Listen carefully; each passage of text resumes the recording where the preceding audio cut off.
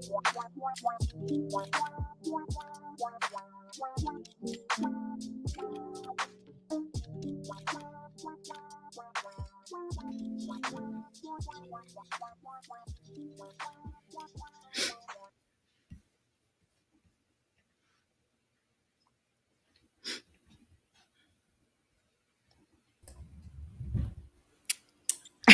boo. Hey y'all, what's up? Hey, how's it going? I'm Hey just so guys. I'm just so glad to be back here with you on this Monday, Kayla. Yes, I'm so happy that we are back. Hi, Chantelle. Welcome. How are you? Hi, What's up? Kayla. I'm good. I'm excited to join the conversation tonight. Yes, we're Yes, so yes, happy you're here. yes. I think it's gonna be great. It's gonna be interesting. Yeah, it is because we have some interesting topics today. So I'm definitely ready to hear what you ladies have to say for sure. So, the first topic, Mm, um, get I was into it. I'm straight into it. In the Lapeef group, I made a post about people like fake caring about people's health based on their weight.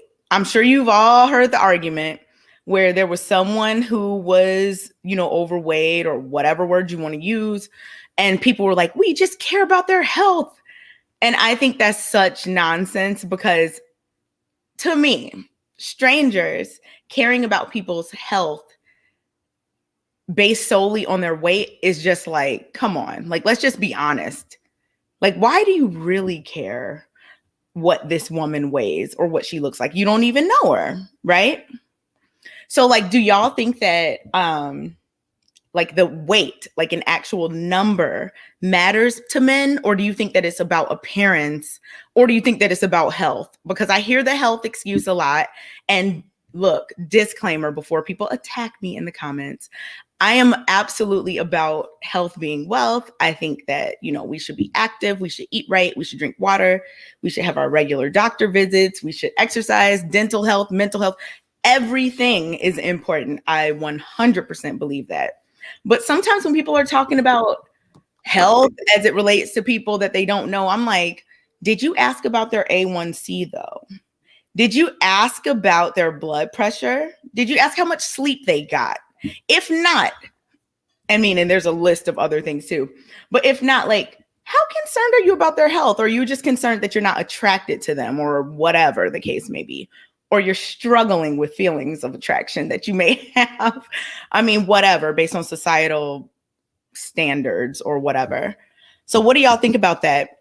Do y'all think that the number on the scale matters, or it's more about health, or it's more about appearance for men? So I genuinely, and people are going to say what they want, but it's genuinely about appearance. I agree. Because I weigh a lot more than I look. A Man. lot more than I look. People underestimate my weight by like 40 to 50 pounds. I said 20 to 50. I said 20 to 50 always. Yeah, I weigh a lot more than I look. Muscular. I have a muscular body type, so obviously muscles. I have like big thighs. They weigh more than fat, quote unquote. But even still, if people could assume what my weight would look like on someone, and it just is not what I look like. I don't look like that. So I genuinely think it's the appearance. People do not care about people's health. If you are obese, if you're on my 600-pound life, then yeah, okay, it's about health, because you can't even move around on your own. You know what I mean? Like you can't get through doors and stuff. So that someone's thinking like health, but like in the general senses, it's just all about appearance and attraction. So for clarification, are you guys saying someone who is slightly overweight or someone who's really overweight compared to someone who is obese? Let's use Lizzo, because I've seen so many posts about her. Mm-hmm. People are obsessed with her as it relates to her weight. Like some people are just obsessed. So a lot of people are like, it's her health. And I'm like, do y'all really care about Lizzo's health? Like, do you really? Now, I'm not saying you can't care about the health of someone you don't know. But like at the end of the day, like, let's just, have a conversation. So what do you think? I think when it comes to Lizzo, I wouldn't say Lizzo is slightly overweight. I'll say she's very overweight. I'll put her in that category. So when people talk about her health, I think they're more concerned about what she's representing, like what she is putting out there as normal and as acceptable in our society, and especially for young girls who look up to her. For us to say that because I want to say Lizzo is 5'8" and she's 308 pounds. That's a lot of fat. Is she 5'8"? I want to say she's 5'8". Yeah, I had Googled it. Which thank God if she's 308 pounds, because 5'8" is kind of tall. I'm 5'8", and with heels on. But not for 300. Wait, what do you mean? She was any shorter than 5'8" at 300 pounds, she would look bigger. Kayla's talking about the weight distribution based on her height. Right. That's what I'm talking about. So the height has helped her to, I think personally, look semi like attractive according to public or social standards. You know what I'm saying? Because of her height, she's giving me, I could almost be a plus size model. You know what I'm saying? And plus size models are still very attractive, or considered very attractive. So if she was shorter though, I don't think she would be seen in like even remotely in the attraction that she's even seen by that group that she is now, you know? So do you believe Lizzo is attractive? I think she is attractive. She's a beautiful woman. I think she's a beautiful woman. I think at any weight she would be beautiful because her face is beautiful, her skin is beautiful. In terms of her weight, I mean, we can't get upset if someone's not attracted to that, because I feel like for a part of it, for men and for me as well, a part of it when it comes to like attraction in terms of like romantic and relationships is there's a certain level of manhood that wants to be able to protect. And if you're bigger than him, I'm not saying he can't protect you. I can't deal with these blinks. You're like, I'm not saying he can't protect you. I'm just saying, like, if he had to catch you or hold on to you, it could be a problem. To that point, I think it's more than just protection, though, Kayla. I agree with you. But then I think when men look at women who are overweight, and this is just, you know, I'm not a man, so I'm just assuming, when they look at women who are overweight, they think long term. Like, you know, especially if she doesn't have kids and, you know, she's going to have his kids, getting pregnant, put on at least 50 to 80 more pounds. That's health factors that he has to be responsible for. I don't know if we're supposed to put on 50 to 80 I pounds. think I've heard 20 to 40. I don't know about 50 to 80. Good grief. Yeah. But I get what you're saying, because some women do. Yeah. Pardon me, say that again? I said, I get what you're saying, because some women do. Okay. Some women do, especially if they weren't active before their pregnancy. Chances are slim that they're going to be active during the pregnancy, and worse after the pregnancy with the baby. You're busy. So if you're not going to the gym out of habit before, if those aren't habits that you have before the pregnancy, then chances are you're going to blow up after your pregnancy. So I think when men look at women and their weight, that's what they're thinking about. Okay, is this woman going to get any bigger than she currently is? And then we also have to think of the health factors that come with being overweight. And when these men enter marriages, he's basically your emergency contact. So he's thinking long term, like, okay, how often is this woman going to get any kind of chronic diseases? If she falls, no one around can pick up a 308-pound woman. You know, I think those are things that men are thinking about. So I'll disagree with you guys to say it's not only attraction. Of course, he wants to be attracted to his woman, but I'll disagree and say it's only attraction. I think they're thinking logically, they're thinking long term. You know what? And I agree with what you just said, because like when you are entering into a relationship, I can understand these things being factors, right? You know, but I would urge people to consider more than that, such as kidney function, liver function, A1C, blood pressure, how much stress is this, like, you know, all the other indicators of health. So I get what you're saying, and I agree with that as it relates to entering into a relationship with someone. I'm talking about, like, what about just random people that you don't even know online, or random pictures of Lizzo, and you're like, oh, I care about her health. I think that's when Kayla was talking about, like, no, it's just attraction. Yeah. I agree with that for that aspect. Yeah, it's purely just attraction. When you're scrolling on Instagram, when you're looking in a magazine at models, when you're looking at, whatever entertainment you're looking at, I mean, I'm not saying that people that are heavily overweight aren't attractive. I'm just saying that like fit bodies look good. So people And want to there's like a see standard, like people that want to see people. more things that look good. Plus you have to remember a lot of people in America are overweight. A lot. I think it's over half. It's a lot of people. And so that is like something people strive for. They say that's something that want to attain, or that's something that they feel like they don't have. What is the average size of a woman in America? Like size 15 or something. So people that are a size 4 is not, I guess, as seen as much. I don't know. So it just looks better. It's just more attractive, and it just draws people in more than someone that had more weight on them. And so that's why when it's random people you don't even know, that's why it's just like, okay, this dress looks better on But the safe girl. answer is I care about their health. That's a safe answer because they don't want to offend and they don't want to seem like shallow and superficial. Can I present another perspective? Oh yeah.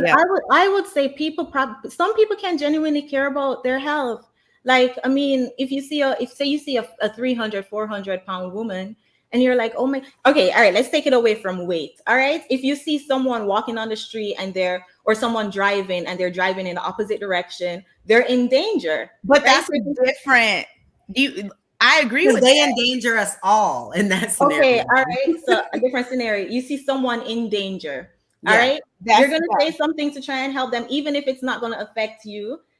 Yeah. I think the main thing to do, the kind thing to do would be, hey, let me help you. You're in danger. So when we see people who are in danger, it doesn't matter how many people are overweight. It's still unhealthy to be 300 pounds. It's still unhealthy. I mean, there's not a lot of stress on your heart to pump blood to 300 times, 300 pounds on your organs. It's a lot of stress on your knees. I get that, and I agree with that. Like health is wealth. You should make sure but this is the thing. When I was about to say organs, I'm like, I don't know if people, when I think of health, I think of it holistically. I don't think of it just based on how someone looks. You can have a perfect body and have failing kidneys, failing liver, and no one cares as long as you look good. That's the problem that I have. I'm not saying, because Chantelle, I agree with you. Like, you're going to be concerned if you see someone, going down a certain path and, whatever in terms of their health. And, especially if you know them, you're going to say, you know what, like, look, what's going on? Like, I'm concerned or whatever. But the reason I think that I care about health of strangers is disingenuous, because I don't know about y'all, but in my personal observation, I have not seen as many people saying anything about any other indicator of health. Not one, except, and I'm not talking about like medical professionals. I'm talking about just regular people online. Any indicator of health outside of weight. And like Kayla said earlier, I do see that though. But not as many. That's what I said. Not as many. I see it too. I think because that's the easiest thing to identify. And you're 100% right, Kate. Not every skinny person is healthy, but I mean, a fat person, if a person that's likelihood. I get what you're saying. Unhealthy. I get what you're saying. I agree. Like, you never know necessarily, but people will just automatically assume based on your size. True. So I get that. True. It shouldn't be an automatic assumption. But I think with the question, when it comes to men, it mattering to men, men think about it in a sexual way. And unless they like that, then that is not going to make them feel sexual. You know what I'm saying? Like, attraction. I'm sorry? So it's about the attraction. Yeah. Yeah. Like, when it comes to it mattering to them, them caring about health, like Chantelle was saying, the long term. Yeah. That's like number 2 and 3. But number 1 is sex, period. Then number two is long term as a partner. What are you going to end up as? And then number 3 is health. So to them, that's the ranking for them. And there's nothing wrong with that. Men are visual creatures. Everybody's visual. I think men are more visual than women. Men are like men want their woman fit. I'm pretty visual nice too. Women want an attractive man. I want my man fit and I want my man attractive. Okay, so men should lose weight too. We are all visual creatures. Yeah, everyone's visual. Mm-hmm. Yeah. Anyone that's preaching that they want their woman to be fit as a man, I'm assuming that you're fit. Because no way you're over here with a pot belly talking about you want somebody that's fit. You're not for real, right? You can't. Okay, so we can take it back down to instinct. All right. If you think back in the days when men look at women, they look at the small waist so they can bear children. Their broad shape. You know? Yeah, because it's something that's wired in men. Oh, so it's not more than just survival. Like, oh, she got a small waist and broad hips. It's more than that. It's how they were wired. I was about to bring that up. I'm glad you brought that up. Mm-hmm. The body shape, the body type, I think is way more important than the weight. Like you can weigh 120 pounds and have a wide waist and skinny legs, and you're going to be considered less attractive to a lot of men. And no shade to those body types. There's someone out there, you know, whatever, people like what they like. But in terms of just like what you brought up in terms of like science and like the heart wiring, I know that there are studies about waist hip ratio. So I was actually going to bring that up earlier because, you know, there's certain types of thicker women that are viewed more positively, and there might be over whatever weight on the scale, but people are looking at them like, oh, she looks good, versus a different body type. So I think that's why, like, the question, does weight really matter? I don't think the weight on the scale matters, because like Kayla said, she is a slim looking, I can tell, like a slim looking woman, and she's a dancer and she's muscular. So she's going to weigh more than somebody with less muscle mass of her same size, if that makes sense. Yeah, like same dress size. And I can weigh a whole 40 pounds more than that. Oh, exactly. Yeah. Yep. And then it all depends on where your weight falls too. Yeah, that's that proportion situation. But I was going to say that, like, it's innate, it's natural, it's survival in terms of where men's attraction kind of comes from. And that's why they are attracted to the smaller waist. That's why they're attracted to the wider hips, because that's survival to them in terms of their mortality, in terms of offspring. And they thinking about, you know, you being able to survive. Yep. You know, back then there were no epidurals. There weren't, you know, you needed to have a body that could physically do this and that was healthier and be okay. Versus if you have very narrow hips, there was no C-sections back then for you. You know what I'm saying? Your likelihood to survive, like, it's just it's a part of nature in a way, in terms of what men are attracted to in terms of certain body types. Yeah, and even I'm sorry, go ahead. No, you can go ahead. I'll go after you. Even taking it outside of giving birth, it's also like men want their woman to be able, as I mentioned earlier, you know, dating a woman who is 300 pounds, she's on a flight and she passed out, who can pick her up? So they're thinking like survival like that. Can you run? Can you run a mile? Can you walk up a flight of stairs? So I think in that sense, weight matters. To Kayla's point though, you know, you can be 150 and be a size dress 4, depending on your muscle mass, depending on where you or you can be 150 and be a size 16 or whatever, you know, depending. Exactly. But in terms of weight, I interpreted this question as health. I kind of switched out weight to health for health. Yeah, I think we can all agree that health matters to everyone. I mean, I think most people care about health.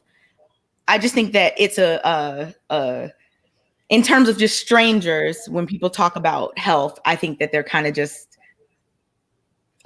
disguising their real feelings in something that seems more socially acceptable. Like, oh, it's your health, instead of like, I'm just not attracted to you. Yeah, they just need to come out and just say it and keep it 100. Like, they are not attracted to that body type. What if they're not attracted to them because of their weight? Yeah, but what I was gonna say was that I was just gonna say something. I was gonna say something. You made me think of something, Chantelle, in terms of like the body types. I don't know. Let's keep talking. It'll come back to me. But do you guys think men should have a preference when it comes to weight, or do you think they're shallow when if they no, anybody can have any preference that they want. So I think that's what made it come back to me. Like even when you think about height, men tend to want to date someone shorter than them. You know what I'm saying? So I think it's very similar in weight. Just like men want to date someone smaller than, like shorter than them, they want to date someone smaller than them as well. It's that protective part. I think that the preference that most men have is usually based on themselves, like I just said. So if they are 5'8", if they're a 5'8" height man at 150 pounds, they're gonna go for 5 feet, 100 pounds. That makes sense. You know what I'm saying? Versus like if I'm 5'8" to go for the woman that's 5'10", 170. You know what I'm saying? Like in terms of attraction, I think just people have different things. Some people like a smaller woman, some people like a bigger one, some people like a medium one, And I'm just talking about the average. When you scroll through and you look at the couples, the man is bigger usually. You're saying in terms of the optics, yeah. And she's smaller. It's very rare that I get what you're saying. Huge, or the woman is super tall. You know what I mean? That doesn't happen. Like, but could a variable and Russell were like the only people doing that. But could a variable be that women are generally smaller than men? Women are generally smaller. So then, wouldn't that most likely be why? Yeah. It's natural. Nature made them bigger than us to protect. That's what they did. Like that's just how it is. I'm just saying in terms of like the average of what you see, like women are generally shorter than men. So the average couple would then also have a shorter woman and a taller man because of just the numbers. Yeah. Statistically, women are generally shorter. So like that's just what's going to show up. But I agree. I get what you're saying. And I get what you're saying from like the nature standpoint and just looking at it from that angle. I don't know. Okay, ladies. So would you ladies, say you were in a relationship, would you ladies lose weight or gain it? Because I have a friend that was super skinny and her man wanted some curves that she didn't have. Would you lose or gain weight for your, let's go with husband, because that's the only person that I feel like you need to make a life change for anyway. But would you gain or lose weight for your husband, like per his request? Oh, I was waiting for you, Chantelle. Okay. I would lose weight for my boyfriend. It doesn't. He doesn't have to. If I'm in a relationship with him, it doesn't even have to be my husband. I would lose or gain weight. More than likely lose. More than likely he requests that I lose weight. Yeah. If I'm with him, I want to be attracted to him. I don't want for him to be saying, "Oh, look at that hot girl out there," but then my wife is 300 pounds. No, I want to be attractive as possible to my man. So most definitely. Okay. Yeah, I think that it's okay 100% to make adjustments based on, your significant other and what they find attractive, depending on if you want to keep them. I mean, if you don't care, then that's why I said husband, because people, if you want to operate in this married space in relationships, and that's and then as we see, they come and they go. Not that marriages can't, but it's not the same. Like, it's not as easy. People getting married and then getting married and then getting married. And, I don't see that, but I see people in a relationship and in another relationship and in another relationship. So it's not that consistency there. Right. So that's why I said husband, because that is like, you've made a very public commitment. Like you know what I'm saying? So that's why I said that. But yeah, you know what, Kayla, that's a good question, because I think that when you're married, because I agree, like with what Chantelle, like, me personally, I would have no issue, but oh my goodness, my man would never be like, hey, we would just start doing different stuff or not doing different stuff or whatever. It would just be like a lifestyle thing where something naturally occurred. Like me and him met at the gym. So we're both very active and, I don't know, but I just feel like the way somebody says something might matter. I think that a person can get their partner to do pretty much whatever they want them to do if they go about it the right way. That's my It's thing. so funny you said that, Kay. I have a friend whose husband told her she was getting a little big, and she got so offended at that comment. And it's like, one can argue how he said it, which he didn't say, like disrespectful. I mean, based on my interpretation of how he said it. You know, you just have to know your partner. So offended. And then you just have to know your partner. Pardon me? You just have to know your partner. But that's a good point. But then also too, a video went viral the other day. I think it was a reality TV star told his wife that she needs to, return back to the gym. She's getting a little chubby. And the reaction to that was just so, woman came out like, oh, you need to accept her for how she is, woman body change. Well, so that brings us. Pardon me? No, I'm sorry. I have okay. I'm sorry. So that brings up a different point, a different, avenue to this conversation. Should a man, like, Kayla asked, what's an acceptable way to tell your woman, okay, you're getting a little chubby, or should he just hope that she will go to the gym with him, like hope. Girl, bye. She said, should he hope?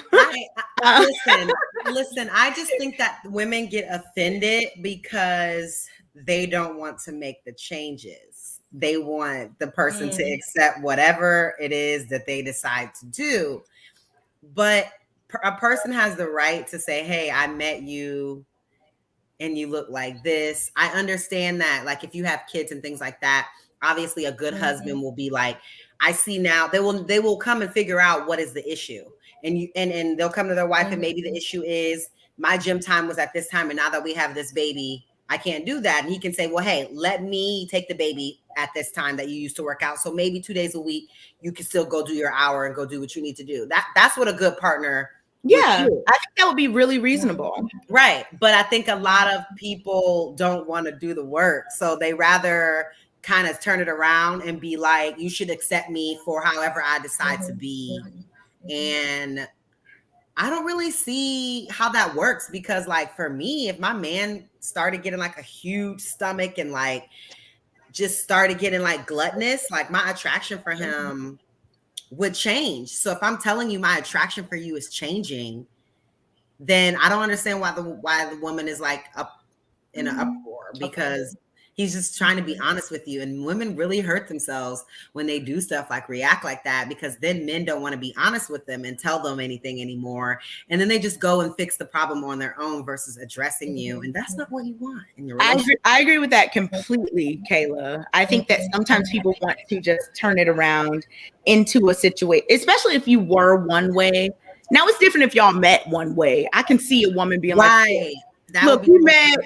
But if you were one way and that's who your person was attracted to, and then you changed or whatever, I think it's reasonable for someone to express those concerns to their partner. Yeah. And when you were talking about a marriage, you know what? I think that's where it becomes really so if you're married, I feel like you make a commitment through whatever is going on.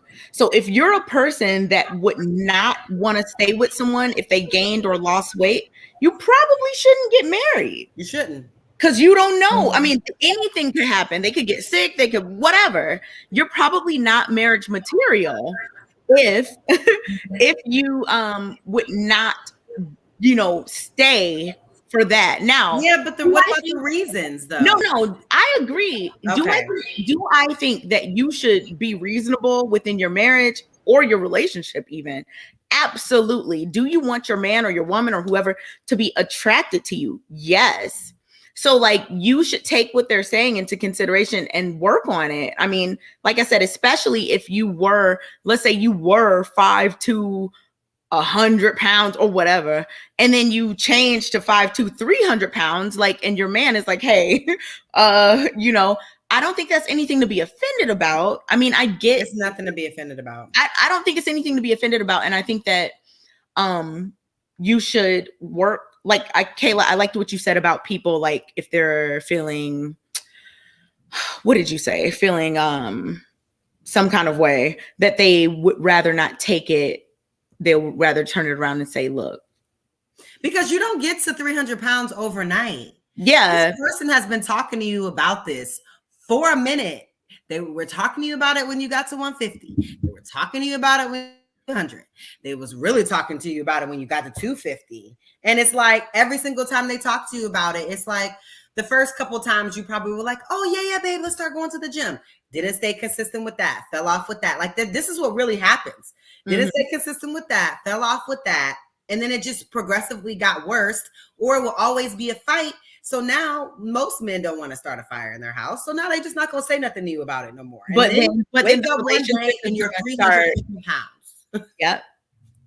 And then they're gonna start looking around, and they're gonna start seeing other things that they like. Insecurities, like all these other problems. That's why I think it's just best to be honest and upfront, whether you're a man or a woman. Just be completely upfront about what is going on, what you're willing to, what you're not, so that y'all can move around if you don't fit, or that you can make changes if you want to make it work. Because the reasons matter. You know what I'm saying? You're 100% right in terms of like, if you get with someone and they have a season where they gain weight and you really leave them or loot, you know what I mean? Because the season that they gain weight, that is kind of crazy. But if the reason that they gain the weight is, hey, I had a baby. Okay. You feel me? Hey, my mom died. I was depressed. I was at home for 2 months not doing nothing. Yeah. You know what I mean? Or whatever it is, versus you saying, listen, I'm not going to be living in a healthy lifestyle. Right. Exactly. That is not something I'm committed to. I agree 100%. I'm not going to the gym with you. Now that, I don't know if we're compatible anymore, because it's a complete change in lifestyle. We're doing a lot less things together. And you know what I'm saying? Like that's totally different when someone's like saying, I'm committed to gluttony. And okay, we might, I don't know if this is going to last. Like, because I just can't. At the root, it's like a change in lifestyle. That's why I said married as well, because when you're not married, at least for me, I don't live with the person. So when I go back to my house, I do. So like if your partner is like, when they're with you, they're acting like they are, babe, let's get a salad, cheesecake, let's get salad. And then when they're not with you, they're eating Burger King. You know what I'm saying? So it's like when you live under the same roof, then it's different. We can really do it together. We can get up and have tea, like together for breakfast. We can, Yeah, I think it's important to work together towards, I feel like when you meet someone, that's one of the things that you should look for in terms of compatibility. You should look for their level of health, their level of concern about it. Like, I would never even like date someone who just didn't even care at all about any of these things. Going to the doctor, doing whatever, because those are important to me just in general. So and like it also, go ahead. It also shows their level of discipline too, though. Agreed. I agree. Kayla mentioned, when you're living apart, you can do everything on your, you can hide and eat the cake when you guys are on a fitness journey together. But I think dating is just a preview of what the marriage is. So if you're hiding and eating the cake, knowing that you're in a fitness challenge with your other, significant other, then that's just setting it up for failure, because you're being deceitful at that point. But I do think, even tying it back into the topic at hand, I do think men look at weight to determine a woman's discipline as well. Do you think they look at size or number on the scale? Pardon me? Do you think they look at size? Because I agree they look at size. Or do you think they care? Like, let's say they saw a woman and they're like, oh, she looks good. And then it turns out she's like 180 and you think they're like, no, never mind. No. I don't either. That's why when it says does weight matter, I'm like, I don't think so. Does weight, and that's why I think it's in general. I think size matters. Like, people care about what someone looks like, their proportions, but weight. No. But let's look at the question though. If it really matters, I think health and fitness really matters to a man. But the question is, does weight? So, but using that word weight and only focusing on that word weight and not focusing on the, if it really matters, I think the part that really matters to men is a woman's discipline, her health and fitness, long term. What is she going to feed my kids? I agree. I agree. For a long-term partner or a partner. Well, that's the thing, as well as like people who say that they like health and weight and fitness, or what, health and fitness. Like those people are, some of those people rather, are so disingenuous because they're focusing on health and fitness still from an aesthetic perspective. Exactly. Because they eat wings and fries and burgers and fries and Philly cheesesteaks, and this is their regular diet, but they feel because they go to the gym and they can maintain a certain figure that they're health and fitness. And it's like a lot of these, like when I see food on Instagram, like at first it looks so good, and now they be looking at it and I'd be like, ugh, like so much cheese, like just like I just be like, ew, like it'd be like this burger with like all this like and this dripping, and I'm like, ugh, that looks like I cannot. It literally looks horrible. It looks like I'm gonna like it's gonna like clog me, like, but that's because I live more of a healthy lifestyle where I do like love like salads and like lean meats and love seafood. You know what I mean? So it's like, to me, that's different. But there are people that like, I go to the gym, I'm healthy, but they're still eating like that and drinking alcohol every single night. You know what I mean? Things all like types of stuff. Not sleeping, not doing anything else for their health. Never going to not drinking no water. No water. Red dye, like all types of Georgia, stuff. So it's water. Mm-hmm. Water. Water. Mm-hmm. Yeah, that's my main thought, Kayla, what you just said. Like health and fitness, I'm into it. I think it's important. I'm not mad at anybody who wants that in a partner. I just think that it's so, like, come on, y'all. When you don't care about any other hot and sexy. Hot and sexy is not affiliated with obese or overweight. Not usually. So I know, I get it. This is why I just try to stay as disciplined as possible. And anytime I see myself like gaining a little bit of weight, and like I gained 15 pounds in COVID, and like some people can't tell, but the people close to me can tell. But like strangers cannot tell.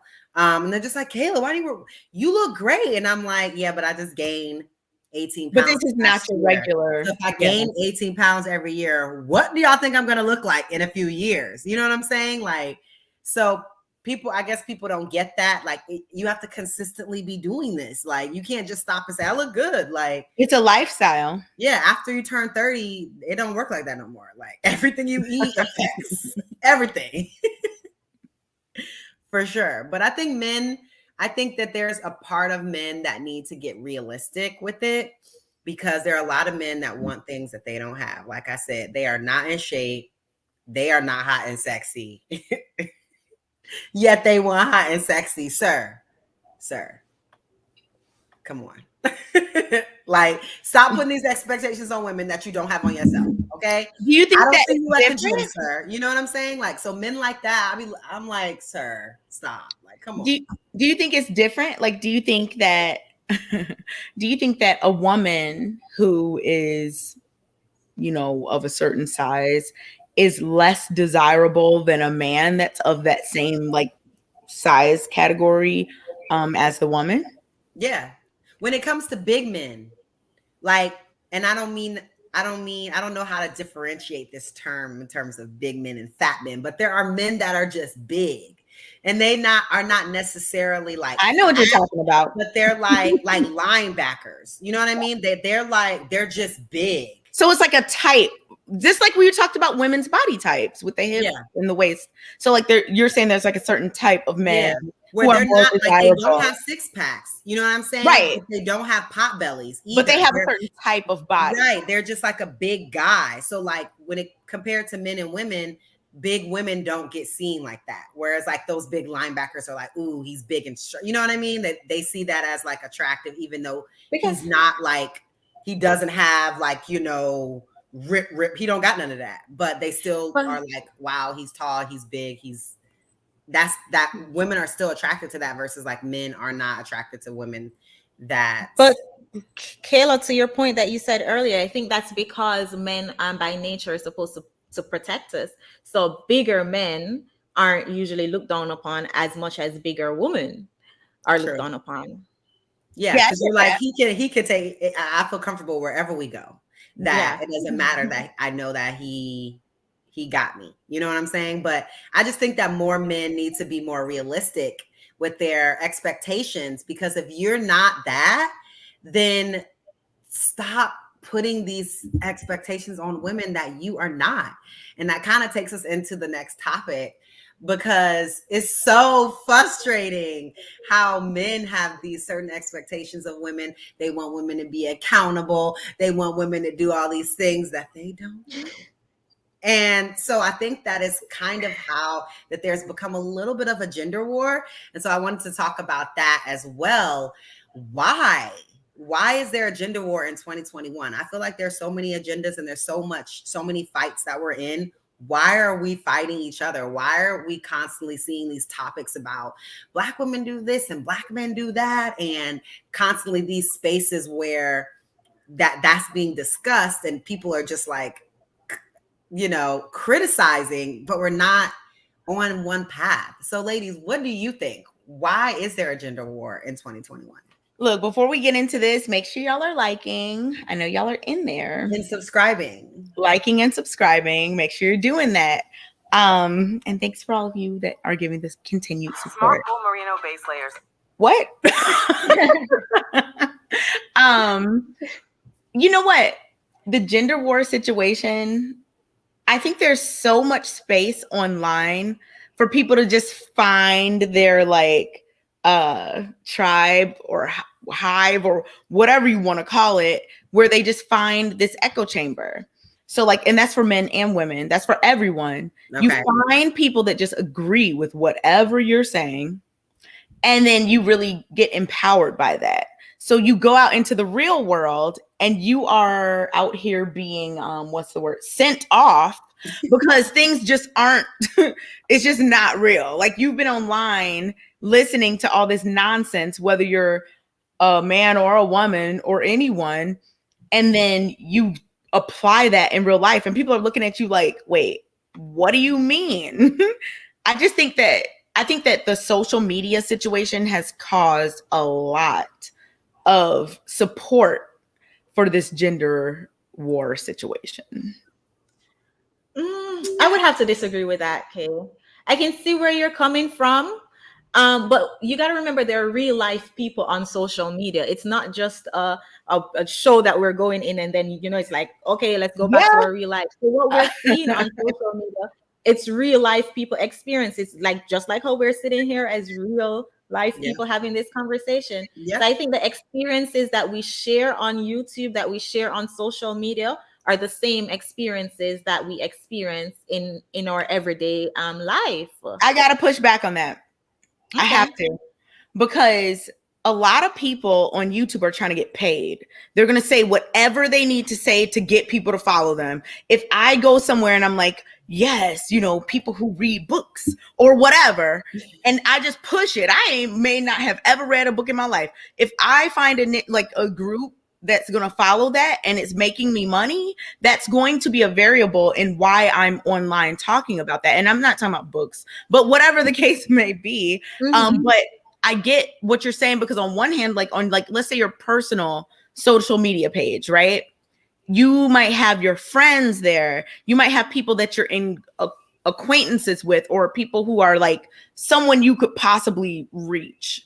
Whereas I think that there's a lot of spaces on social media in the dark corners. In the dark corners of social media. Corners. I thought of Lupe.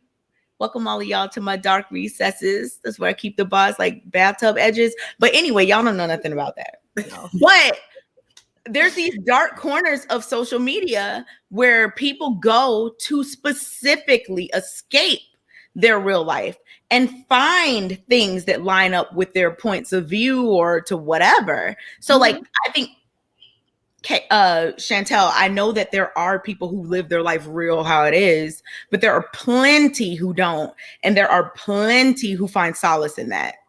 What do you think? Do you think there's a higher percentage of people who are just on social media making up stories? Or do you think that the percentage of people who are actually here relating to the message that's being spread, and can relate to what percentage do you think that is? In terms of what message? Do you think majority of people are here to say there's a gender war, but they're lying about the gender war? Or do you think majority of people here are here because they can see the gender war in their real life, everyday activities, and they're like, hey, I see what you guys are talking about, and I can relate to this topic? Okay, that's a good question. I think that, just in my observation, in general, my experience and my observation, I think that most of the gender war and most of the thought process behind this is fueled by what people see online, how people interact with people online, and how people bring that to their life. Because if you think about it, and this is my experience, I have never in my life, in real life, met men who are like, it's not my job to protect women. If I see an old lady getting robbed in the parking lot, it's not me. I ain't never known. Now, this is my experience. I'm not saying that this is applying to everyone, but I have never seen that. But online, this is like a common thing that you see all the time. Okay. Same thing with people being like, oh, I'm not ever going to do this for a woman. Meanwhile, men, in fact, me, people have a lot of negative things to say about me. When I walk out the door, regardless of how I'm looking, men are always going to be treating me nicely in public. They see me as a respectful person. They see me this way and that way. They see me as, whatever. But online, it's K is this, K is that. So it's just completely different. It's totally different. Could that be because, and I'm not saying that you're not a nice person in person, of course, but could that be because people who interact with you online see you more than people that you will go out to Trader Joe's and run into and say, hey, Kay is a nice person? Could that be the reason why? I get what you're saying in terms of like other variables, but I really think it's because of echo chambers, because even on my personal social media page, no one acts the way that people do in certain comment sections versus in the comment sections, it's a whole thing. So like, and I'm the same. In fact, I post the same stuff. I even post clips from the shows, and like, it's just different. And I really don't think that, I think that people get in echo chambers sometimes and they don't realize they're there. And they try to project that onto everything they see and do. But in terms of real life, I don't always think it's the case. Like, even if, I don't know, when we start taking callers, I would love to talk about this with some men, because I've wondered. Do you guys think there is a gender war? So, just in regards to what you ladies were talking about, I think it's a combination of both. I think people... I think the biggest thing and the first thing is stereotypes. We stereotype each other. There's a stereotype about our communities that we have innately somehow started to believe ourselves, based on maybe a small group of people who do that, right? Excuse me. And then the second part is people have secondhand trauma, right? I could be on Clubhouse and I could hear a story that would make me not want to date a Black man ever again in my life. You know what I'm saying? Like, some of the stuff I hear, I'd be like, whoa, that's what's going on out here. So I think a lot of people, when they see stuff on social media, it's a combination of them seeing stuff on social media, seeing stuff that their family and friends have gone through, hearing people's stories, the stereotypes on top of it. And all these things create a perception. Yeah. So just like you were saying, Kay, people can see you in a particular way, or they can see something in a particular way. Everybody has a lens up. It's the skin. And that lens and that film is filled of their own experiences. And so it shapes their perception. And innately, whatever they have been programmed to think is right, wrong, up, down, left, right.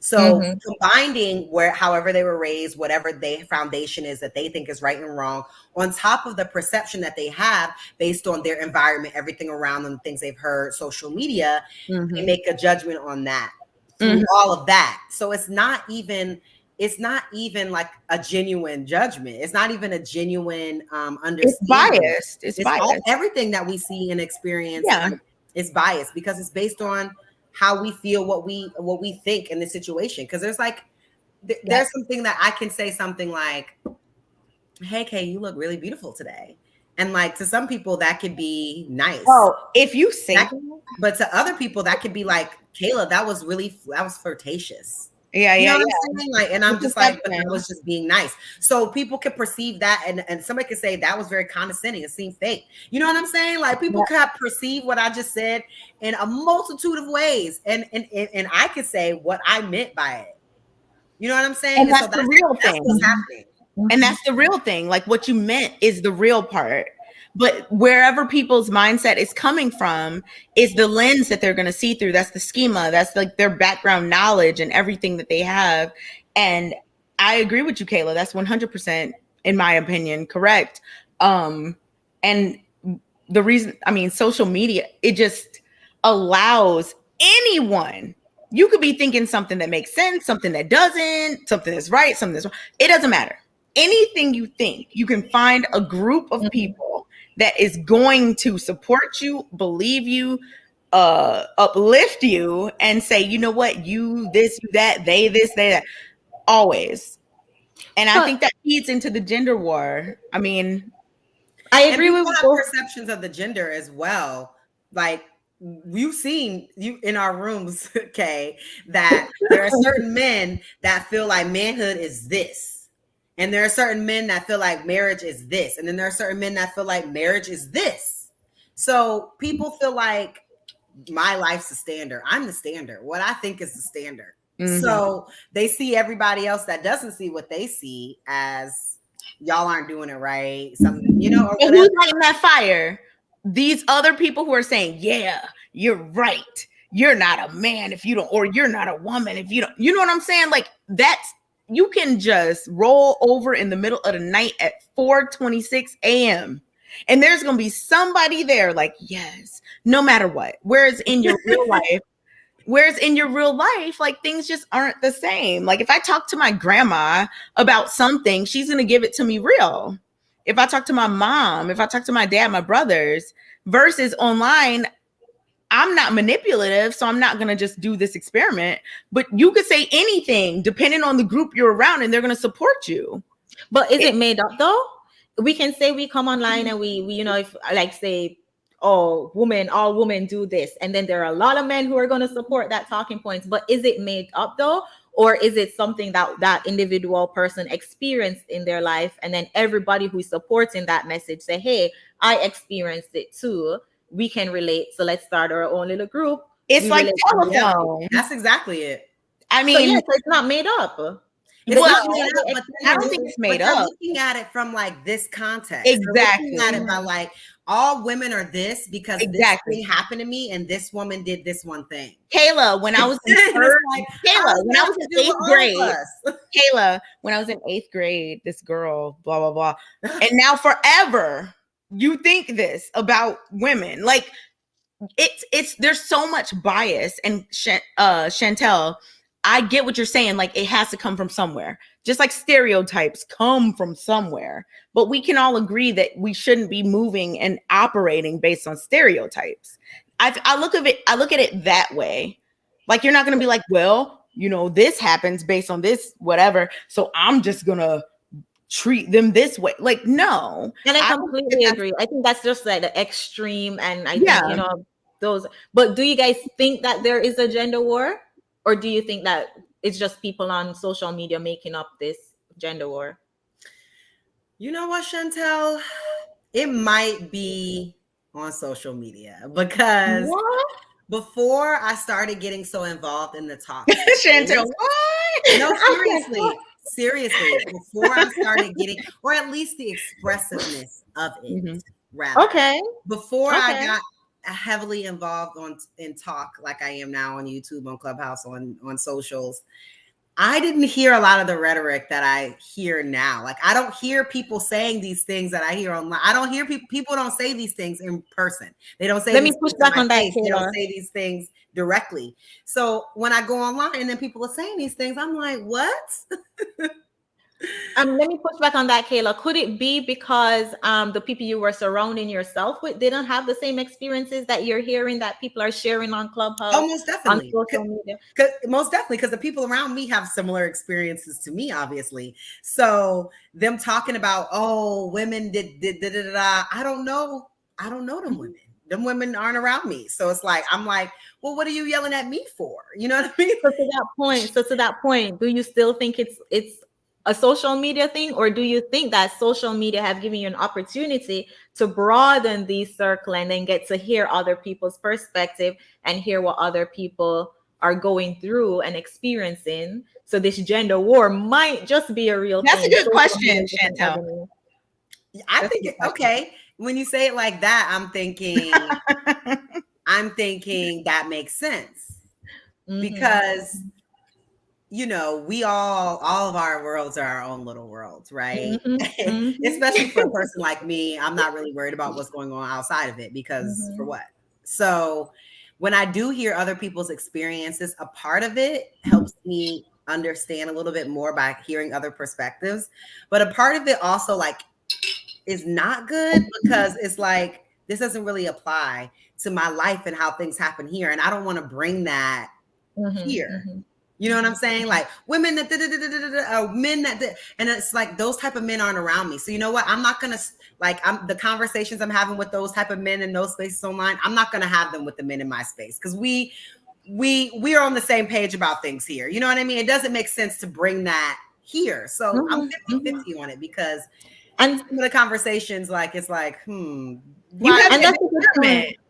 You have that discernment though, Kayla. You're not overwhelmed by your negative feelings of someone who broke your heart senior year of high school. Like, you're not like overwhelmed to the point that you're online looking for people to validate your experience. And I'm not saying that's everyone. And Chantelle, I liked what you said when you were like, wait, so are y'all saying that, you know, these experiences, you know, maybe are people just having more of an opportunity, or is it fake type of thing, right?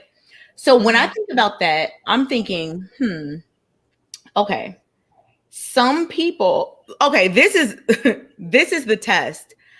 I know that for me personally, I've seen people online saying things that I've never and would never see them say in real life. Have y'all seen that?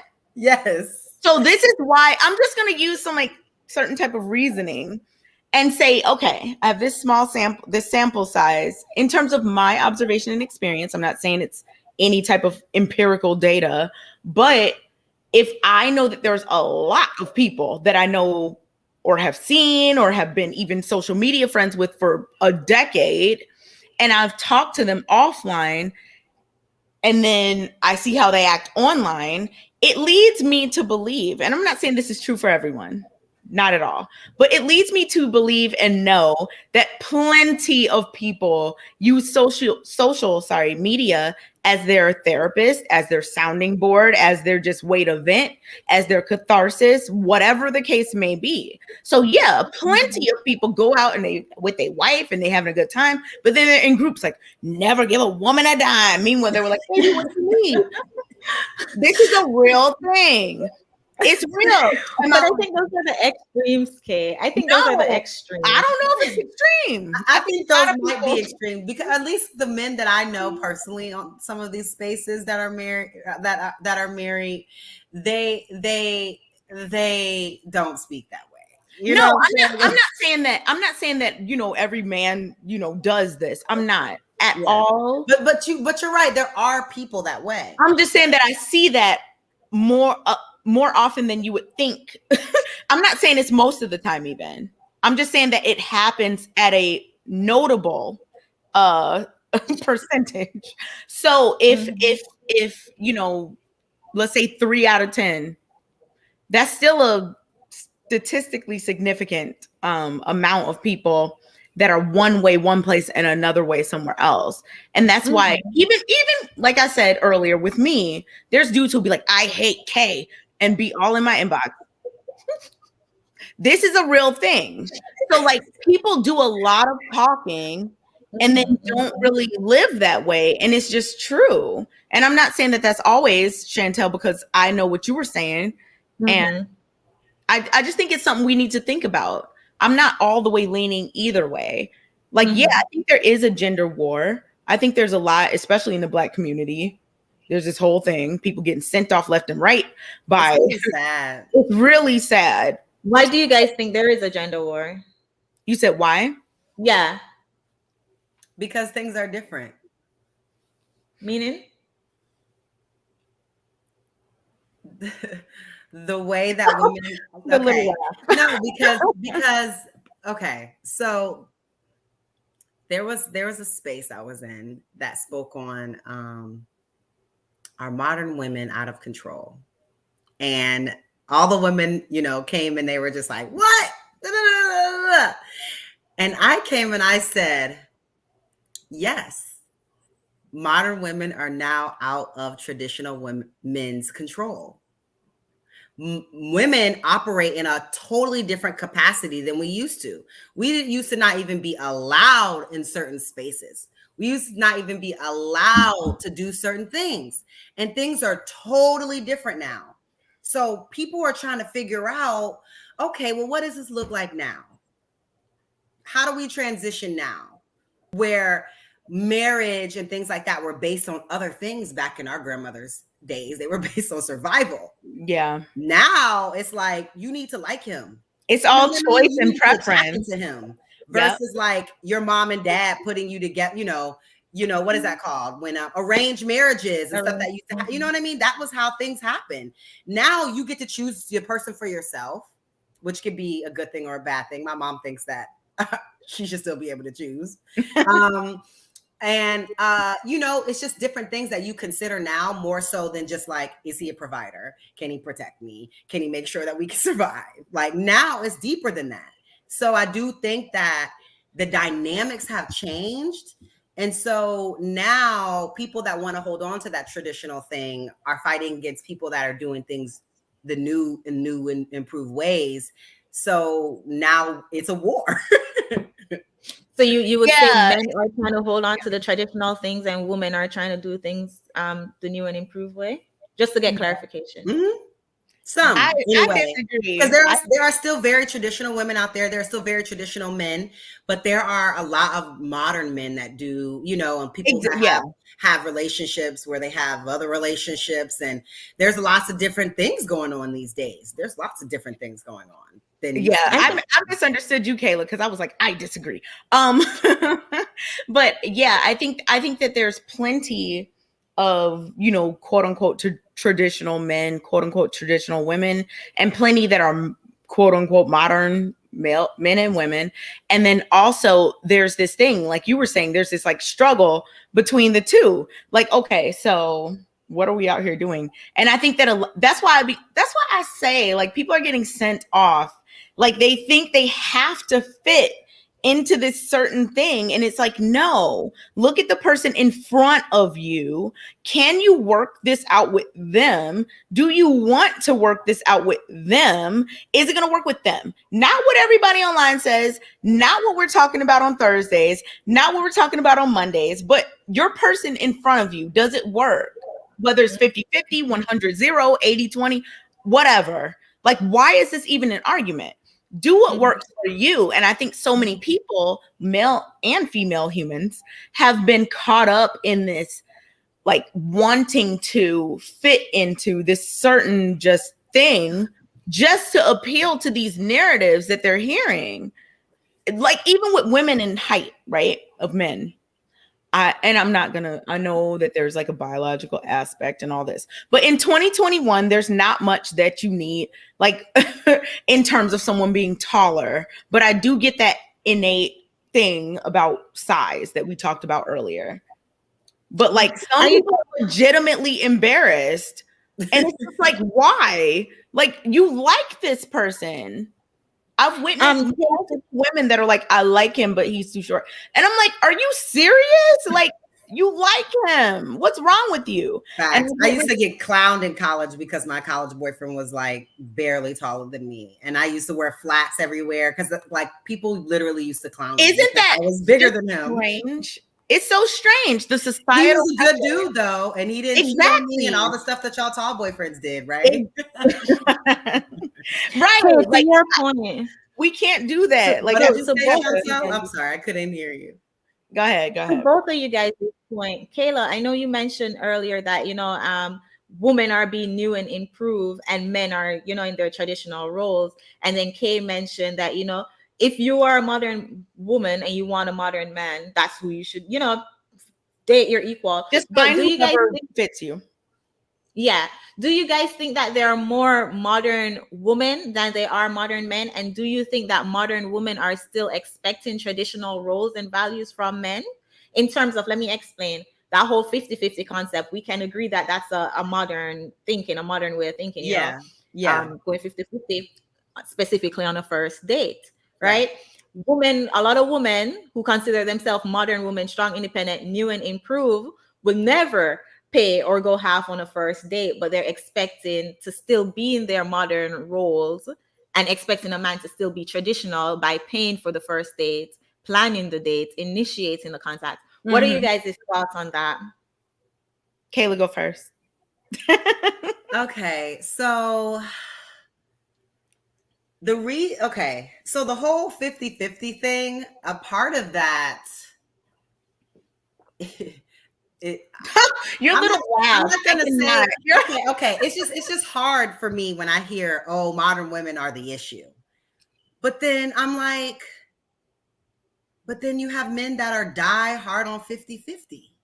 I hear men say all the time, they ain't dealing with no woman, they ain't got this, they ain't got that, they ain't got this, they ain't got that. And I'm like, what?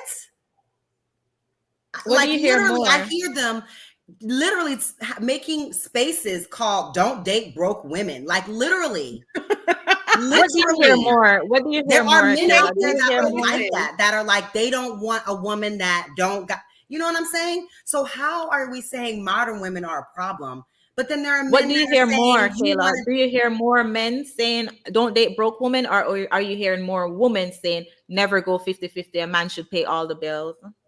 Like, genuinely, what do you hear? Traditional was where it started. It was always a man pays all the bills. That's how it was. And no, I'm just asking to that specific point that you just mentioned. You say you hear a lot of men say don't date broke women, but I'm just asking specifically to that point. What do you hear more of? Do you hear more women saying men should pay all the bills, men should be our providers and protect us, or do you hear more men saying let us go for an independent woman so she can pay my bills?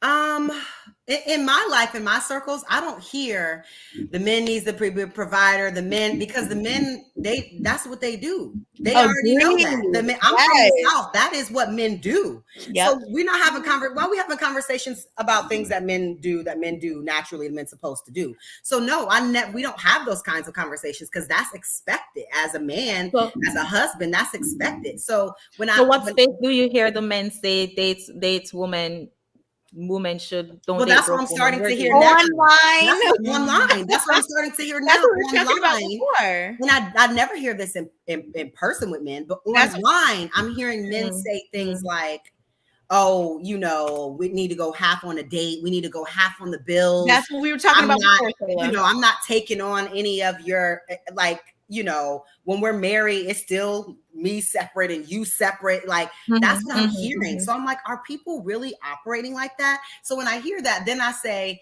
okay, well, how mad can you be at the modern women that want to have their own because of men like that?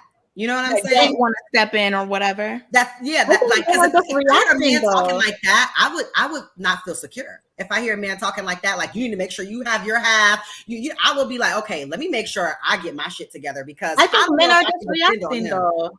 To be honest, you said earlier that women got new and improved and, you know, learn to be on their own, don't need arranged marriages. So I think men are just reacting to women saying, hey, I'm independent now. I can go out, I can work. And I but if you're the leader, wait, but hold on one second. You're the alpha, how are you basing what you do off of what women do? Because the women have left the table. The woman, if you're in a relationship, right, as a man, you're in a relationship with a woman and she says, I got a job now, I do not need you. What are you going to do? Put her down in the house? Is that what happened, or was it? No, but that was just an example because we said. Think about back when men were going to war. The whole, like, you know, the woman with the, that was because men weren't there and they had to. And have no choice. Extend that to the Black community. This is not women just got up one day like, oh, I'm just going to do this. It was a need that they had to fill because they had to get it done. They didn't want to. And what about today? So what about today? That same thing is being applied today. No. Since then, there's been a culture that has started called independent woman. Absolutely. Our grandparents, it was a necessity. World War II. Why did that happen, Kayla? Why do you think that happened? Well, I think that happened because if we really want to get down to the reality of the situation, after that time period where women started to work, World War II, all of that, following that was the crack era, which took a lot of fathers out of the home. So women had to do what they had to do to take care of their kids. Exactly. So what about that today? Kind of became a culture, and then they started the welfare. I agree. Right? I agree. So and then, you know, it cycled. Agreed. And 100%. I can identify with this because I don't come from any of this. You know what I'm saying? But I know people and I hear these stories all the time, and I know grown people. And you can look at data and trends every day that say my dad wasn't there, my dad wasn't there, my dad wasn't there, my dad wasn't there, my dad wasn't there. So who do y'all think was paying the bills? Who do y'all think was what about happen? It was the women. So they said, you know what? You know what? I'm a boss up and I'm independent. I could do this. And they tried to take it back some kind of way, but then it turned into like, it caused an imbalance. It turned into I don't need you, and it shouldn't have gotten to that place. I agree. What it turned into. It caused an imbalance. But Kayla, everything you said is all I was saying. Like, there was a need, and it needed to be filled. It needed to be filled. But what about today? We still hear women saying, "I don't need a man. I can do this." Well, Chantelle, how many women in your personal life? What percentage of women in your life, not people online, nowhere else, in your personal life, say, I don't need a man, I don't want a man? What percentage? So I went to college. I went up to the master's level, and unfortunately, that put me in a lot of circles. I'm talking about your friends. That put me in a lot of circle with these strong, independent PhDs. I have my master's degree. I don't need a man for anything. I got this, and we see this a lot. Why were you with PhDs getting your master's? I got a master's, and I wasn't. I mean, when I said PhD, I didn't mean literally. I'm not speaking literally PhD. You meant fake PhD. What did you mean? You mean like you're around really educated people, basically? Yes. Okay. So, to answer Kay's question, I hear this a lot, and many people can attest. We hear this a lot. You know, women getting their education, thinking men are beneath them, thinking that, oh, you know, I need men on my level. If he doesn't have to make the same amount as me or as educated as me, then I can't date him. But then going back to the original question I asked, we have these modern women who are now, you know, new and improved, like Kayla said, still wanting the men to be the provider. As Kayla said, the men in her circles are the provider. You know, we see that imbalance there. And that's, I think, in my opinion, is what causing the gender war. Because then we come to spaces and we have conversations like this. And then we have women saying, oh, well, only a strong man, weak men complain about this. And, you know, these shaming tactics, these words where we can't genuinely have the conversation to say, woman, you're the one who left the table. Yes, our dads were taken away from us. Yes, whatever happened, whatever they had to do. Prison as well. There's a lot of our men in prison. But Kayla, I'm asking you. We're talking about 2021. The question says the narrative, and I get that. I get the optics. I get it, and I see that is a thing. I'm asking you in your personal life. Let's say people in your phone book. women that you have in your phone contacts, what percentage would you say I don't want, or what percentage would you say they don't want or need a man? In your You're asking me or you're asking Kayla? I'm asking you. Oh yeah, she's asking you. People whose numbers you have, so people that you know and can text today, like, hey girl, of them, what percent would you say? Would you say more than half or less? Or I would say 95%. Unfortunately, don't I would say want or need a man? For real? Yeah. Even so why are you around all those women? Even the married ones come off as if, because the society tells Black women we don't need our men, that we're better than our men. And if you need a man, if you ever express the need or wants of a man, you are weak. Why you do are you doormat, you're with those types of women?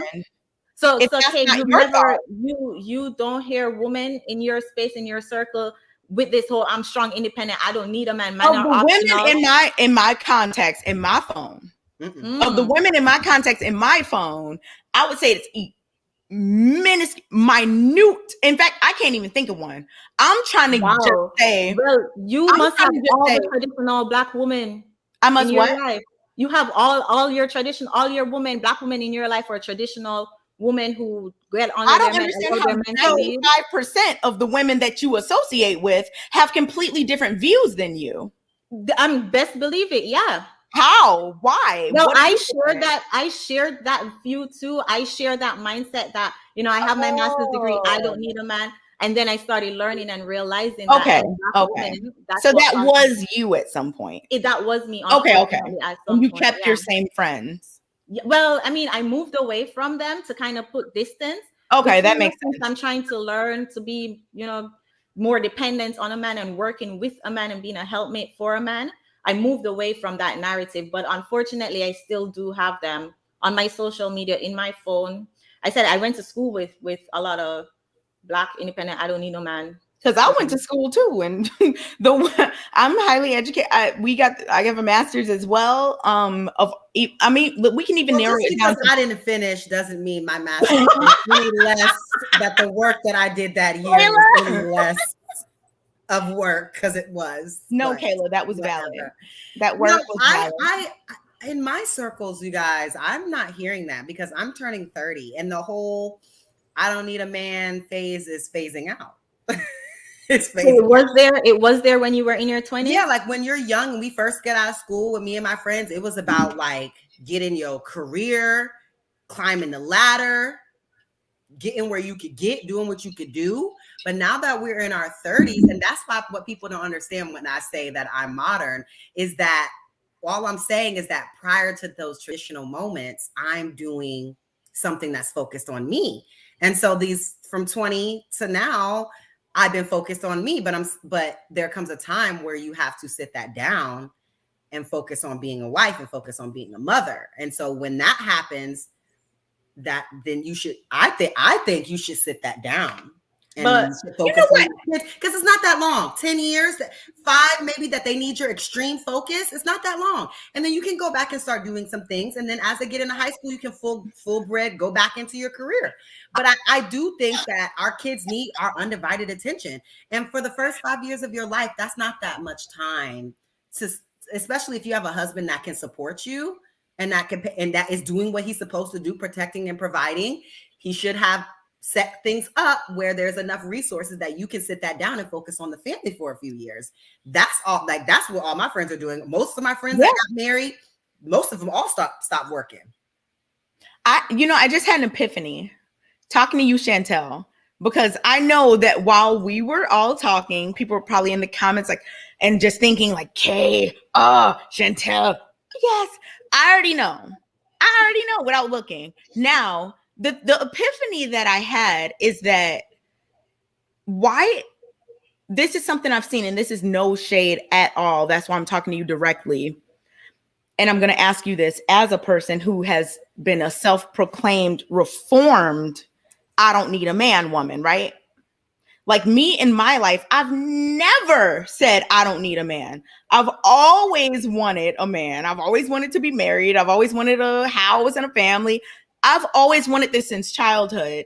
I've never had the idea of I don't need a man, but people have this perception of me that I do, which I don't. It's the farthest thing from the truth.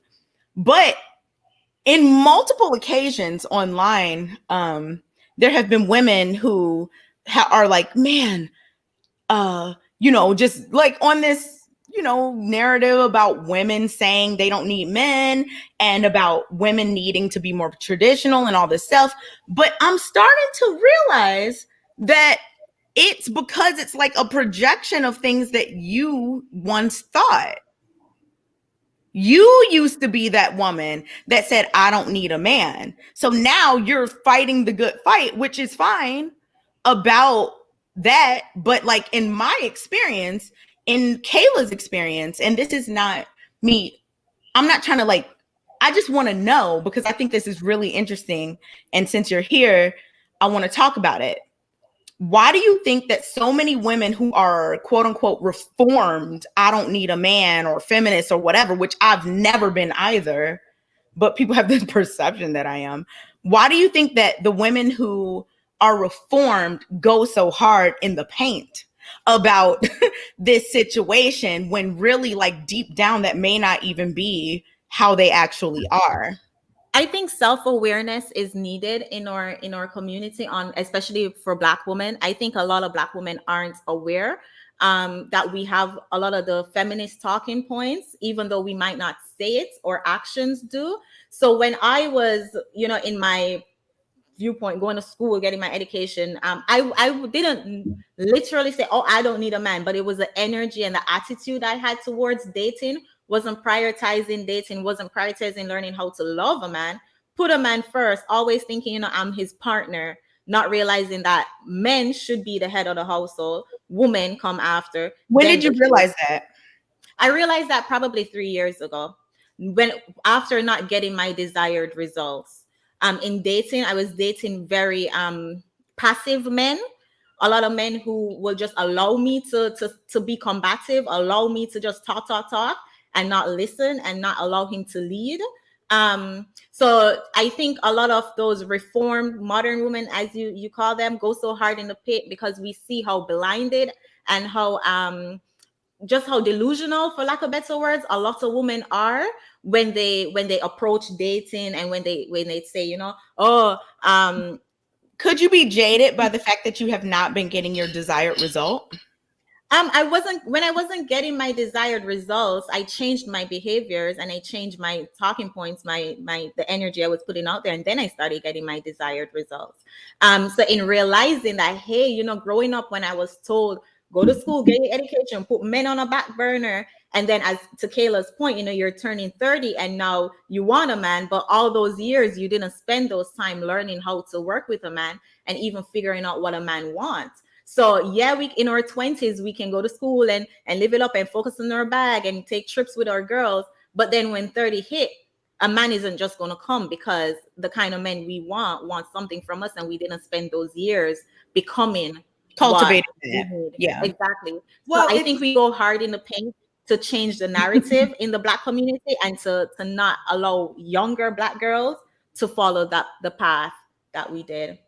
Yeah. Okay, I get that. I think that if you are doing the work though, then that's different because for me, like you were saying, Chantelle, not necessarily dating passive men, but I wasn't dating the right men because I stayed I was in a relationship majority of college until that last year. And then after college, I was in a relationship for years. And then I was with my ex-fiance for years. So these last couple of years is the longest time that I've been single. And I feel like that is the time that you do the work, like focusing on yourself and making those changes and preparing to go. What's the time in your single life or your dating life? Just a clarification. What's the time you said to do the work, in your single life or what? I think the time to do it is in your single life. Okay. I think that's the time that you really do the work on yourself and figure out what you want because you're going to be able to choose the best partner if you know who you are, truly what you desire, truly what you want. Because it's when you're young, like what I wanted when I was with my, college boyfriend for 5 years, what I wanted then and who I thought I was then, that's not who I am. But okay, and that's And a that's good not point. who I want to be either. That's a good point. who And I I, used who to I think wanted to like be that. then, you know? I used to think like that, and I even made a mistake of taking time off dating to be better at dating. But then if we think of that logically, the best way to get better at dating is to date. So I think you can work on yourself at the same time and actually date and figure out, what you want. I'm not for serial dating. I don't believe in dating multiple people at the same time, but I do believe in yeah, Kayla, no, We got to unpack definitely that.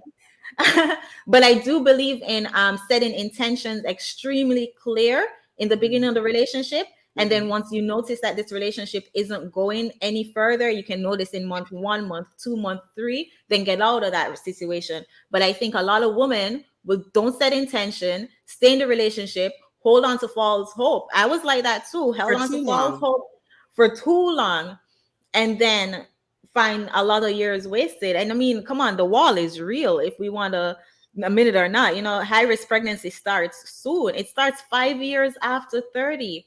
But then we encourage these women to take dating seriously at 30. That makes no sense, because it's going to take a while to meet the guy, a while to get to know each other, set up. You want to be married before kids for a while.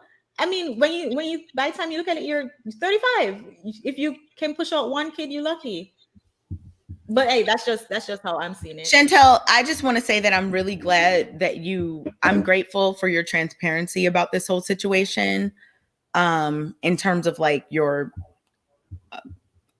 I was going to say evolution. No, your transformation, your transformation from like one place to another in terms of your thought process. I don't want you to think that I was asking that to be like, ha ha ha. I wasn't. I really wanted to know, because I've noticed that that's a thing where a lot of women, I mean, honestly, but if you guys really look at it, I get what y'all saying, but what men are really getting married at 24, 23, 22, 25? Like, even my friends from college that have been with their college sweethearts since college are just now getting married. So I know what you guys are saying, like that you should focus on it when you're young, but men are not focusing unless you're dating. Well, I've always dated older, but unless you're honestly dating years older at 23, 24, most men want to get security first before they get a family, and they're still building. I think you misunderstood me. 24. I think you misunderstood me. I said working on yourself to becoming a good wife at that age. I don't. The Bible says, "He who finds a wife finds a good thing." She has to be a wife first before he finds her. So in that age, at 24, 25, yeah, men aren't ready for marriage at that age. You might not be too. Who knows? But at least you're preparing yourself. Instead of focusing too much on your bag or your education or your career, you're also focusing on, what do men want? How am I going to be a good wife? How am I going to be a good nurturer for your kids? So not necessarily to get married at that age, but to prepare yourself. Yeah, I think I agree with you, Chantelle. Like, if you want to be married, just at least start getting certain things in order, as it relates to the type of person you want to marry, right? So, and in these modern times, that just is there's such a wide variety in terms of what you can try to prepare for. And that's why earlier when we were talking about people being sent off, I was so serious, because I'm so sorry, I don't know what people being sent off means. I'm gonna tell you. So that's a slang term where somebody thinks something is real or whatever, and then they do it, and it's just like, nah, that's not the move. You were sent off. So if I was like, Chantelle, yeah, if you want to do this, wear this and do that, but that like really wasn't it, I sent you off. Oh, okay. So like people are being sent off by their online communities, and it's just a disconnect. I think Kayla was talking about it earlier. There's just a disconnect. Like, people online are saying one thing, people in real life are doing one thing, your parents are saying something else, and people are just finding whichever one makes them feel warm and fuzzy. And that's not the best idea. No, people are throwing stuff up against the wall trying to see what works, saying at the end of the day, these are the results I need to get, and I'm going to get them however I need to get them. I want a nice woman. That's why I agree. Therefore, some people actually think, and this is not just for men or women, it's for whoever, it's everybody. Not everybody, but some people. Some people are like, I want a good man, so I'm going to do this formula that I saw online. What? I want a good woman, so I'm going to do this. I'm never going to pay for a date. What? You are literally you're sent off. You need and to that's why I agree with you, Kayla. For the people that you're dating. And Chantelle, I agree with you too, in terms of just setting yourself up for success in terms of dating. If you want to be married, if you want a long-term relationship, if you want whatever, you should set yourself up for that. I agree with that. And I think to your point, I really want to stress, I think traditional people should go for traditional people. So if you want a man to pay all your bills, you got to know that you're going to have to wash, cook, clean. Agree. And, be his helpmate and allow that man to lead. And it's the same if you want a woman to go 50-50, you're going to have to know that some days you're going to have to come home and cook too. I mean, I think it just goes with it. I think that the disconnect happens though when we have these modern people demanding traditionalism in their partners. I think I think it goes both ways, because we have these people who think they're traditional, but they live a modern, regular life like everybody else born in the 1970s, 80s, 90s, and 2000s. Like they still are doing regular things, but they have this appearance that they want to be like, I'm traditional. No, you're not. Like you literally do every modern thing. If you look at the statistics, majority of houses are 50-50 and 2 income. Most of them are. To that point, I mean, I think we live in a time in an economy where it has to be. Men can't afford to pay. Yeah, it has to be. Exactly. So then how is that? How does that fit in this traditional narrative? And that's why I hate using that whole 50-50 as an example, because I think when you say 50-50, people take it as like, oh, she doesn't want to pay any bill. She just want to stay here. I think more traditional values in terms of, the man is the head of the household. His decisions go. He might check with you for your opinion, but his Chantelle. But isn't that still that still comes from a place where he's paying for everything? Exactly. He's not literally be paying for everything. The person that controls the money controls the power, and that's why most men not necessarily. No, Kayla. Most relationships where the women make more of the money, they don't work. And JR just said it on our show what was that, 2 weeks ago? That most times when the woman makes more of the money and is the breadwinner, the dynamics don't work. It doesn't work because why? Because whoever has the money has the power. Because people aren't honest with themselves. People try to buy into too many narratives. People don't just do what works. Listen, Chantelle, if you're in a house and you're working, let's say a 12-hour shift, and your man is working a 12-hour shift. Now, but I'm not a reformed whatever. I've always felt this way. But for me, if me and my man are both working the same amount of hours, I just find joy in certain things. I do. But I'm asking you, if you and your man both work 12-hour shifts, are you going to do are you going to do all the housework and stuff and be happy, Chantelle? And he's just going to go in the room and play the game. And y'all are paying 50-50? You know what, Kate, to be honest with you, I wouldn't mind, because I know my role as a woman is to cater to my man, to take care of my man and my kids. I see you. If me and my man work in 12-hour shift and I come home, it's going to bring me joy to make sure that my man has I agree. I agree. I mean, to cook every day now, No. It's an understanding. I agree with you. And I was just asking because I know you're like a reformed, person that used to think a different way. But that's how, in fact, Kayla, me and you talked about that on our last show. We did. We argued about it because I think that no matter what, like if we're both working or whatever, which like we all can agree is usually the case. Two people are working. I just feel like my mom, my grandma, like these are just things that are ingrained in me to do certain stuff with no problem. It's ingrained in me as well to do certain things, that there are certain things that you do. Yes.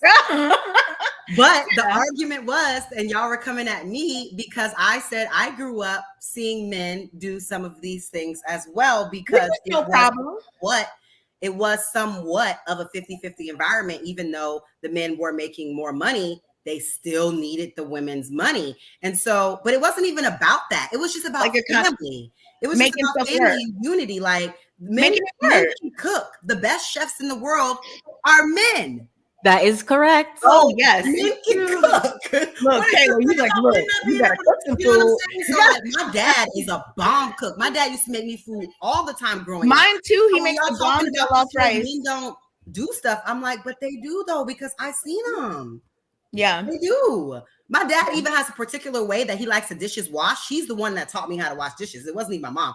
He had a whole thing about how you make a tub of water so you don't waste water and have the water running, and how you make the suds and all of that. That was my dad. That wasn't even my mom. My mom was more about the bathroom and stuff. But when it came to the kitchen and how stuff should be cleaned, my dad was the one that taught me that stuff. So that's why I'm just saying, people come from different spaces where every, like, whatever people decide to do, it's okay. Whatever works. I agree 100,000%. What's up, Patrice? We got a caller. Hey. Hey, ladies, how y'all doing? Hi, hey, how are you? Good night. Good. Actually, Kayla, I can agree to that. My father taught me how to wash dishes and cook. I'm serious. Where are you from? So I was born in Haiti, so I'm from a Haitian background. Okay. Yeah, which kind of makes sense. Yeah. Okay. I have an accent? Oh, yeah. Okay. That makes sense though to me.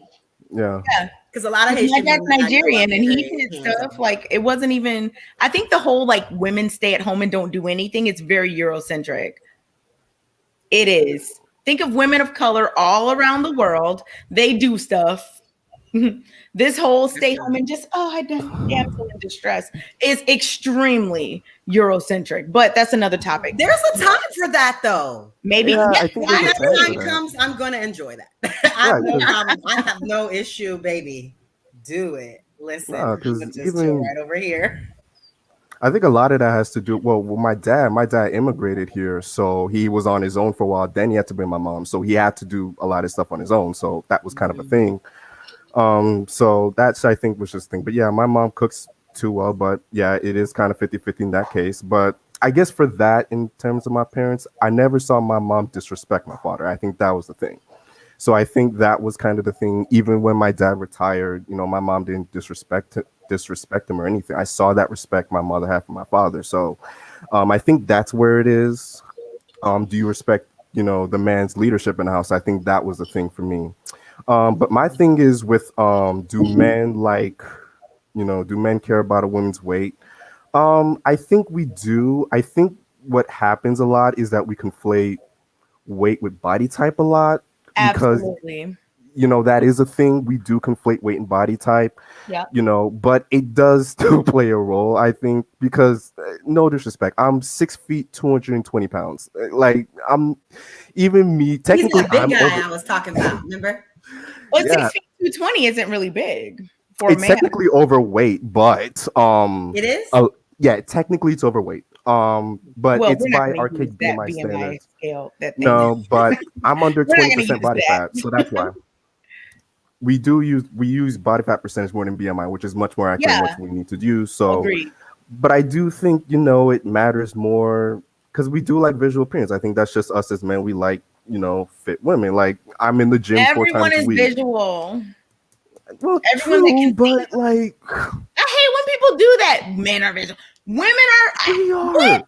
Everyone is visual. Come on. Y'all are more lenient when it comes to men's visibility. Let's be honest. Okay. But what do you think makes the WAP happen? You don't think it's based on your attraction? No, I'm just asking. Kayla after dark. This is Kayla after dark. I'm just saying. What do y'all think that's based on? Y'all don't think that's based on our attraction to you? I mean, what do you base your... Okay, so my question is, what do you base our attraction on, you women to us? Like, what is that criteria then? Attraction is a bunch of things. It's physical attractiveness. It's attraction to attitude, personality, things that people do. Like, it depends on the person. Some people are attracted to someone who like has things prepared for them.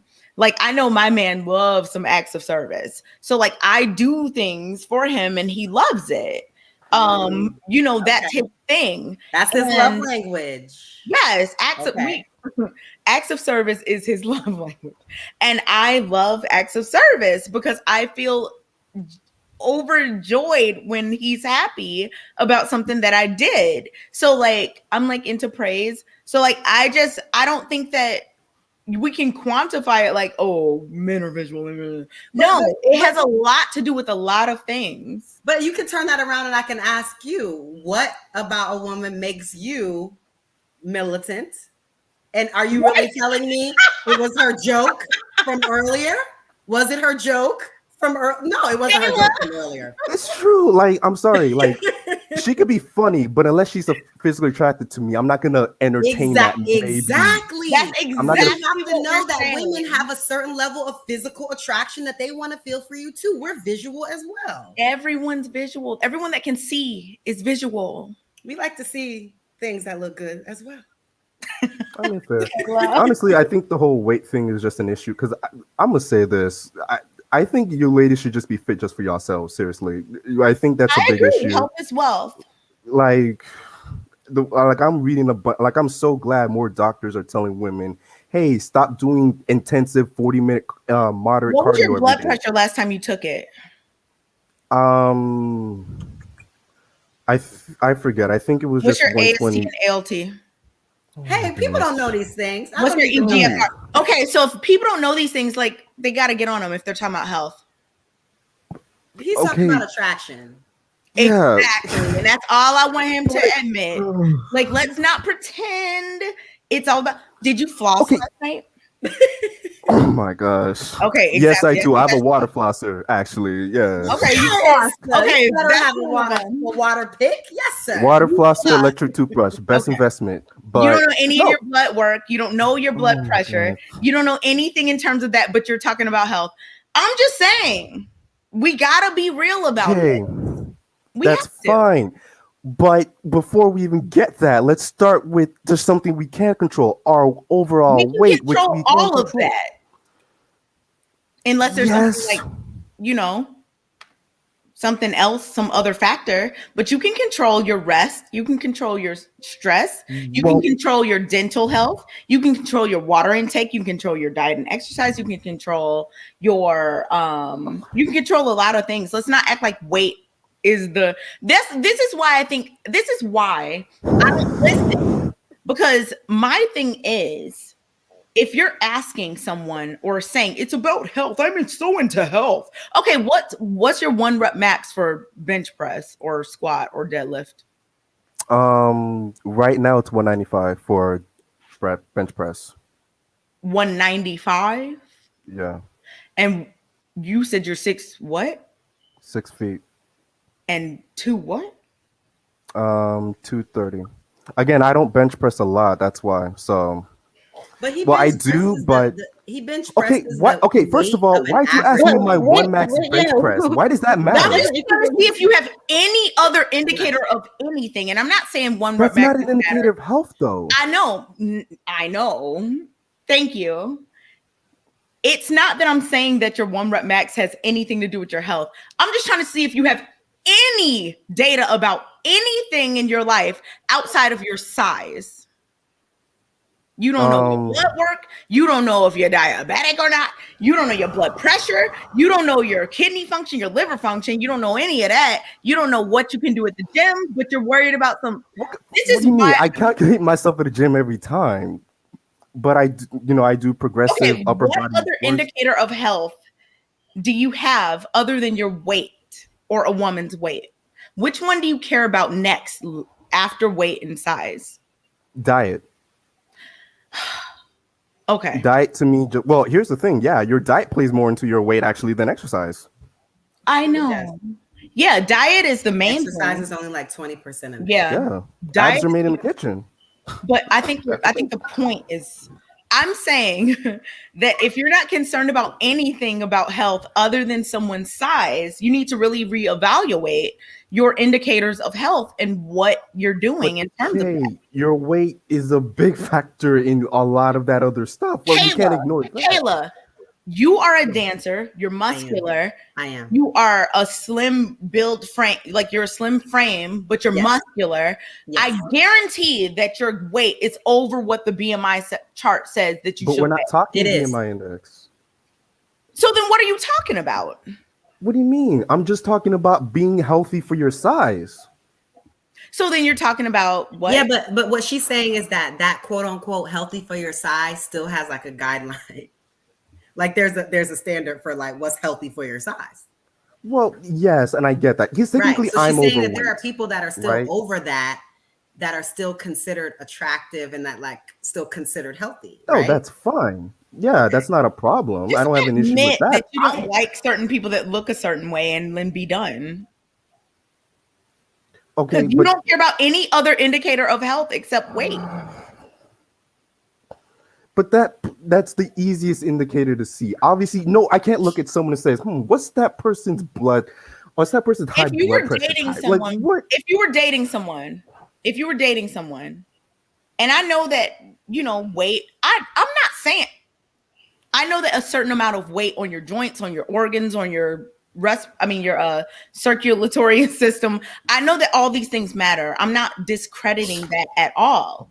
I'm just saying, Patrice, I'm asking you, is that the only indicator of health you look at? Obviously not. Okay, but what else can we look at? So what else can I look at? You just said obviously not, and now you're saying what else? That's contradictory. You said obviously not, meaning that there's more. Yes. And now you're saying what can we look at? Something, please? I think what it is probably like, when you meet somebody, you can tell, oh, that person is smaller. Granted, as we said earlier, not every small person is healthy, but the chances of a small person being healthy is significantly higher than the chances of a fat person or significantly overweight person being healthy. So I think to his point, he was just probably saying, he meets a person, he's not going to walk up to them and say, hey, I think you look good. Do you have diabetes? What's your blood pressure? Like he's not going to know if he's actually healthy. Right. Black men have the highest mortality rate. And they're not the most obese. So let's talk about that. Let's not make it seem. Okay, but that involves diet as well, right? Okay. Yeah. So if we're talking about, so you're proving my point. Well, but so do you ask, hey, let me see your meal plan for the last week. What did you eat? Oh my goodness. I'm talking facts. I'm talking data. I'm talking the fact that Black men have the highest mortality rate. Okay, when you say highest mortality rate, that can be many things. Most obese. First of all, saying Black men have the most highest mortality rate is so vague because that could be just about anything. My goodness. Put your email in the chat. I'll send you some things. Fine. No, but for real, Patrice, I'm not trying to attack you or whatever. I know they're like, she attacked him. No. Okay, I love you. I love you too. Okay. Thank you for your continued support. No, for real. Thank you for your continued support. But I do think, we do have a healthy, because I'm going to say this right now. One of the biggest things I did in my change in life was massively getting rid of sugar. Hey, how you doing? Massively changing sugar in my life, man. That has made a massive change. One. Absolutely. That's sugar. A big one right there. Yeah. It's in everything. People think it's fat, but it's sugar. Yeah.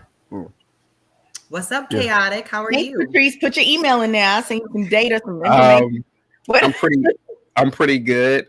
How are you ladies doing? This is my first time ever on this panel. Salute. And I happen to see the title, and I wanted to definitely join in. Welcome. Hi, Chaotic. How you doing? Do I wait for you guys or do I get right into it? Go ahead, answer the question. So the title or the topic of conversation is that does weight matter? I'm going to be respectful. Yes, it does matter. I don't want to speak in general terms. I want to speak in terms of chaotic terms. See, I'm a small. He got his own terms, y'all. His own terminology. I'm a small, and we don't allow profanity over here, do we? Or try not to. Okay. I don't know the rules of engagement over here. Okay. So I'm a small dude. I'm 5'6", 5'7", 5'6", and 145, 150 pounds on any given day. My ideal weight is I should be at 138, 140. But because of COVID and bullshit excuses, I've been eating eating crap food lately. We all got the COVID-15. Now, I'm not gonna lie to you. Now, I've been with both. I've been with bigger chicks and I've been with smaller chicks. And I'm not gonna lie to you. So I'm trying to be respectful. I don't want to say the wrong word. So what word can I use in lieu of the word that I want to say? Come on, out with it. I will admit, redacted. Bigger coochie is better. It feels way better. I'm not gonna lie to you, it does. However, say that again. Bigger women's their coochie. I'm not gonna lie to you, it feels better. But aesthetically, I like being with, and I have been with many thin women. I'm talking about model type thin. Okay. And it's not because of anything about bigger women, it's because of my own insecurities of being a smaller man. Right. I've always been confident, but I'm smaller. I want to be able to toss a chick around. How are you gonna be like, I've always and been I can't confident. toss around a chick who weighs 175. I can't. How are you gonna be like, I've always been confident, and then be like, my insecurities about being a smaller man? Because I know that I'm short, so that's my so. No, I get where you're coming. So what I'm saying is that I'm not gonna lie to you. I'm gonna be honest with you, and I'm gonna be respectful. I have always liked looking at thinner women. I always have. It's your right. Yeah, right. I've always liked looking at thinner women. But I'm not gonna sit here and lie and say I haven't been attracted to a bebe W, which is my terminology for a BBW. Okay. I put it in bebe W. But yeah, I'm not gonna lie to you. But I generally feel more comfortable being in public with a thinner female. But again, it's because of my size. It's not because of anything about a female. It's because I'm 5'7", 145 pounds, and I'm with a chick who is, 100. She's bigger than you. Who's bigger than me? So if I'm in public, just scoop her up. Right. So I don't mind a chick being taller than me. I like dating. My wife right now is taller than me, but I don't like. How much taller? So she's 5'10". And I told you, I go for tall women. I've always liked taller females. It's okay. I dated a short guy in college. Y'all still good people. Yeah. So it's not that, again, it's not that anything dealing with a bigger person. It's just that it's my own insecurities. Okay. I don't want to be in the public with a chick who's, like I said, way bigger than me. You know what? I commend you for being honest about that, because honestly, I don't think a lot of people are. And that's, that level of transparency is respectable. Yeah. And I just am shocked, to be honest. But I said this earlier, Kay. That's one of the you did. I said is that men, wherever they are, they just want a woman that's smaller than them. How often do you admit? I mean, they just want somebody smaller than them. But Kayla, how often do you hear people say, because of my own insecurities? Yeah. Like, how often do you hear that? You're right. They don't admit it like that. So and that's exactly. Well, I'm the chaotic truth. I tell the truth about people and myself. I start with myself first. You got to look in the mirror every single day, and so I've always been like this. In my adulthood, at least, and I really believe that. And hear me out for a minute. I really believe that men are programmed to like thinner women. Now I could be wrong, but I think men are really programmed to like thinner women. But I don't think that most men would totally exclude bigger women given an option either. I think they are still, whether they're rich, poor, middle class, whatever, they still find some sort of an attraction with a bigger female. Let me tell you something. When I was a kid, I swear to God, Jill Scott was my wife. Because I thought she was singing to me, But let's be honest about this whole weight thing as well. In the 90s, let's be honest, I'm a little bit older than you guys. I'm pushing 40, but in the 90s, Black women were thinner.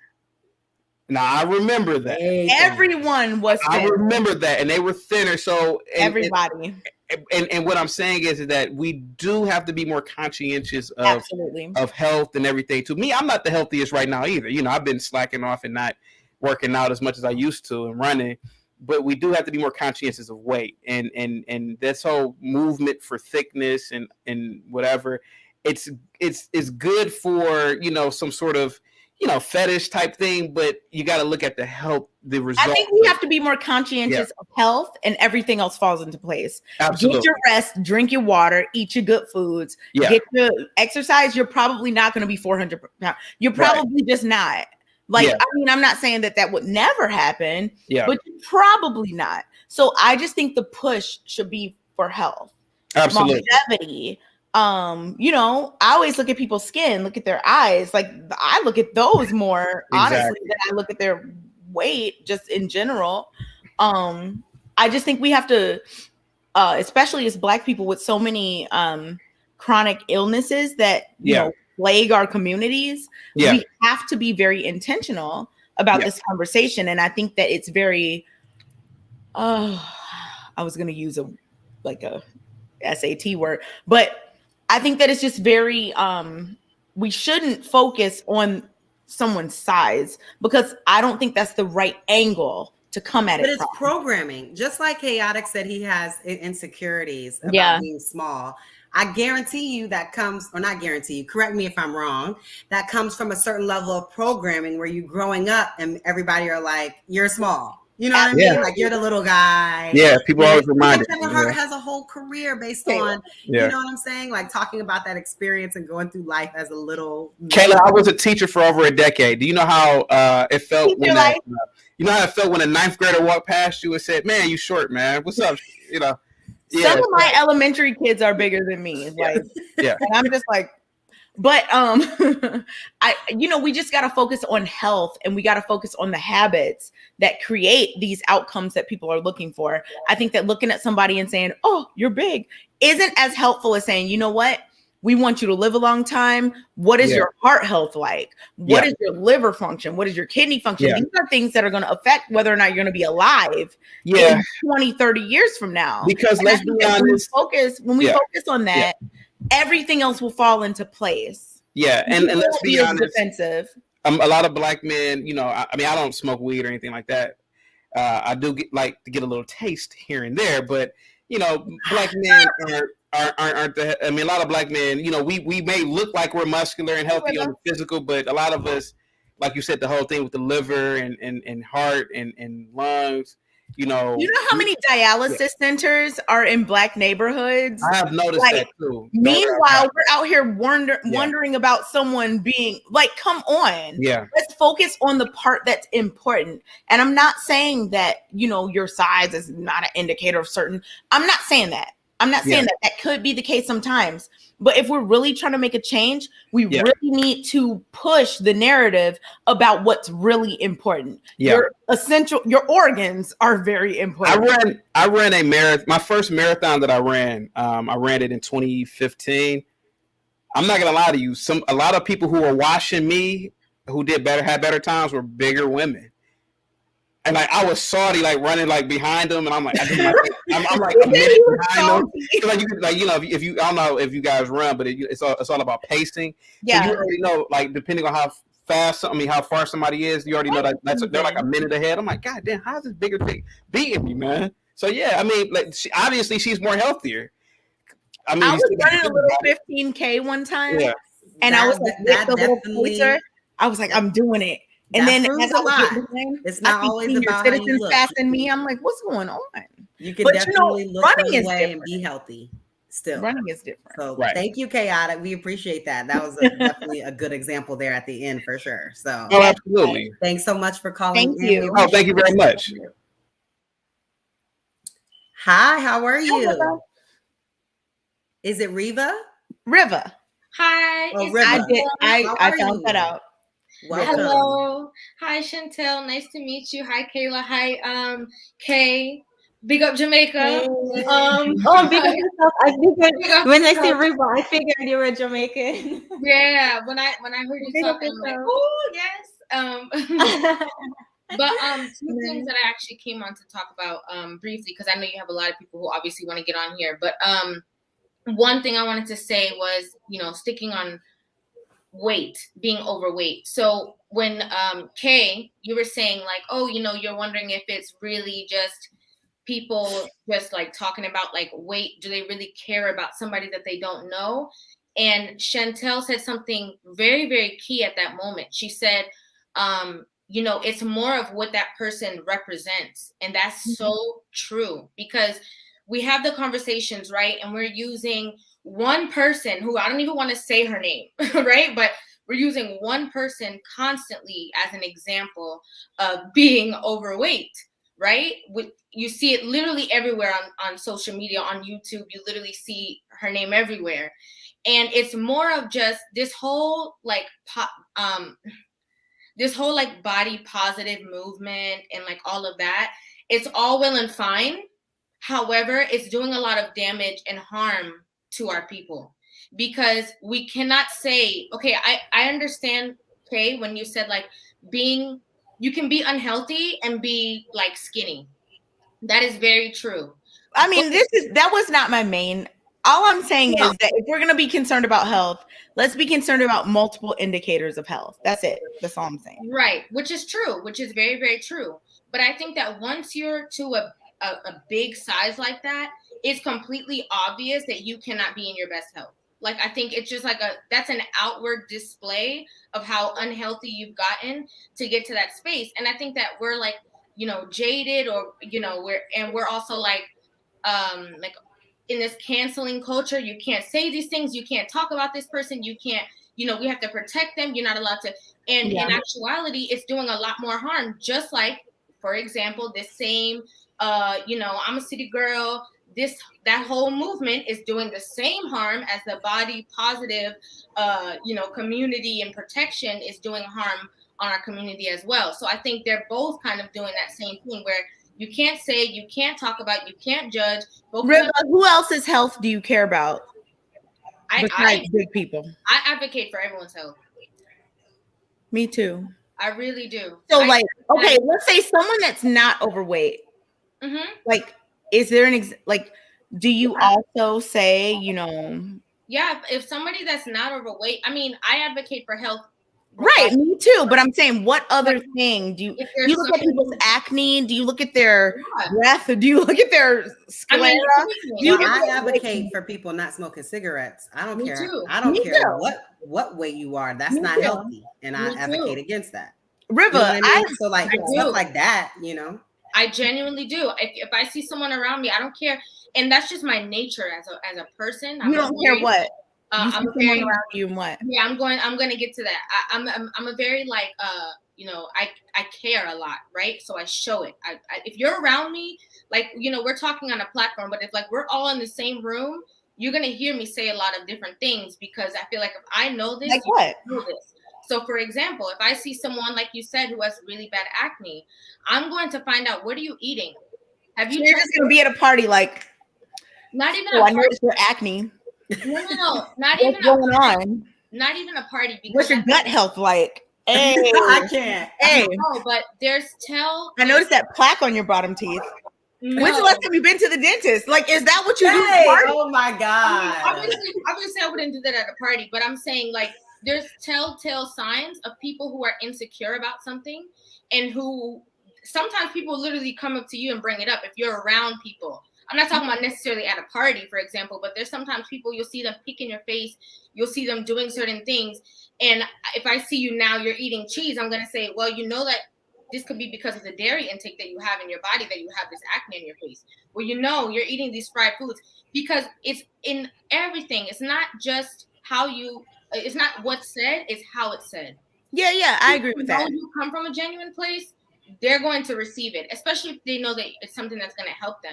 I agree with that. Yeah. And then so as well, another thing that I wanted to add was just the conversation about being traditional versus being like modern. And there was a conversation about like having money and like, yeah, well, if she's a breadwinner, that she holds the power, and that's not true. I think that's where the breakdown comes in the traditional mindset. A traditional mindset is that I don't care if I'm making more. I don't care if I'm working more hours. I don't care what the case is. At the end of the day, he's my king and I serve him. I'm under him. He tells me, you know, he has a final say in my home. If we both work, I'm coming home and I'm still going to cook for him and I'm still going to cater to him. That's controversial, but that's exactly. It's not controversial. True. I agree. I just feel like if I'm tired, I'm stopping to get us food.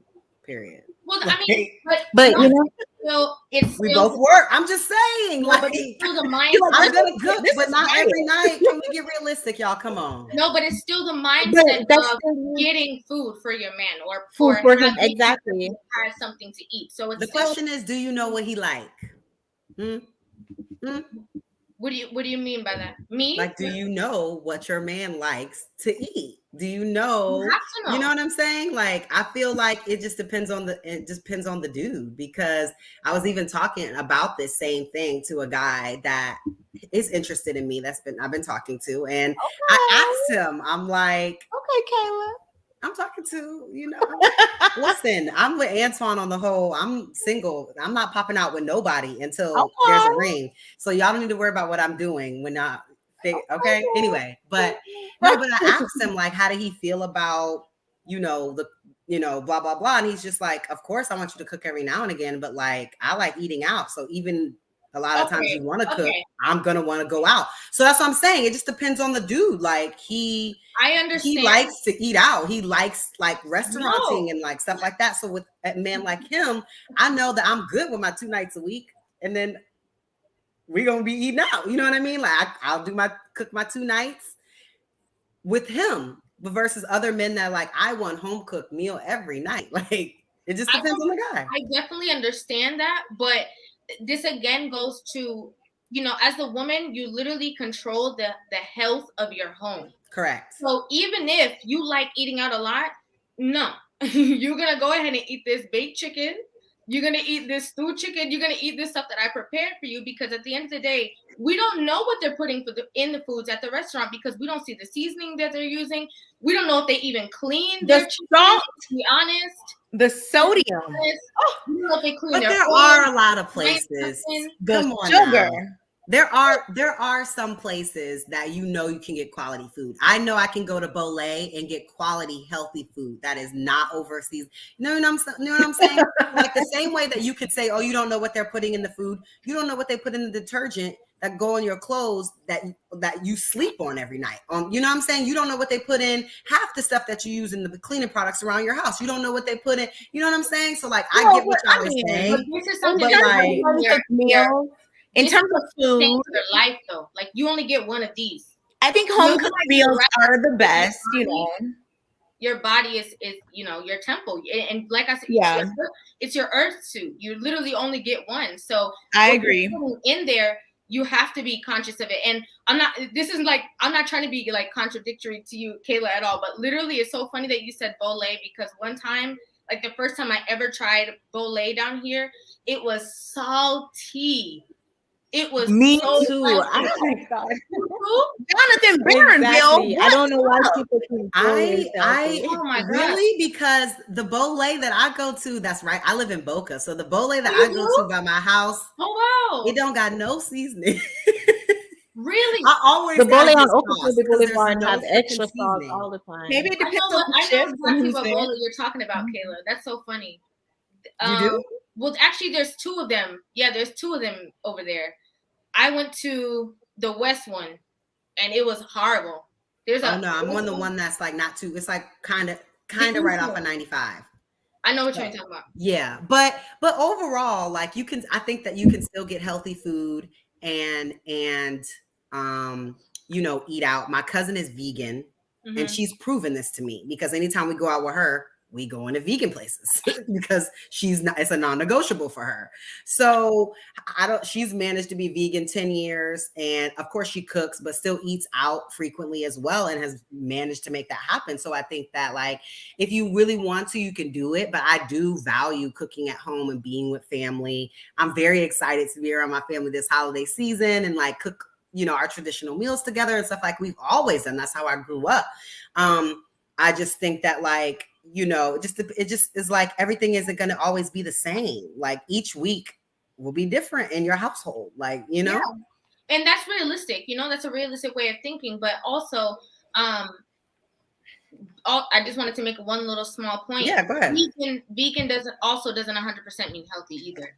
Mm-hmm. Well, yeah, if you're eating soy and if you are taking in carbohydrates versus taking in protein, but those are people that don't really know how to be vegan. But at the same time, it's no different than saying like, oh, natural hair is healthier.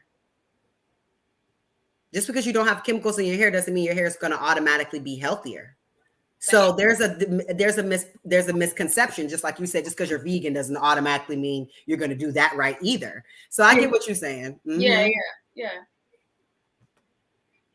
Well, thank you so much for joining us. Let's talk thanks, to Jonathan. I thought he was going to unmute himself. Thank you, Queen. We appreciate you. Bye. Bye, Riva. Bye. Jonathan. What's up, Jonathan? Can y'all hear me? Yes, hear we me? can. Awesome. Mr. Chat moderator. First of all, I've just never seen you before. I know I don't really be camming up that much. I see. I've been doing that a little bit more these days. So, first of all, I just want to say, Chantelle, you're a breath of fresh air. But Chantelle already knows that. You know, I'd be on her side of the pond. So Thank you, Jonathan. I have a question for you. Well, actually, for both of y'all, both Kay and Kayla. Okay. So if you guys didn't know this, I'm Haitian American, right? So let's say you go to Haiti. Okay. Why is it that women in a third world country, because that's what they call Haiti, right, can work? I mean, there are women in Haiti who are literally carrying buckets on their heads, carrying merchandise on their heads, selling on the side of the street. And guess what? They all go home to their husbands and are very traditional. So I don't understand. I don't quite comprehend this argument that you can only apparently expect traditionalism if you're given 100. Mind you, I'm actually not for 50-50 personally, right? For me, I believe, because I believe in the old school traditionalism that the man should cover 100%. But also that comes with the fact that you have to be able to afford that. Now, to you guys' points that You based guys, on, you know, wait, I have to stop you because I didn't say that.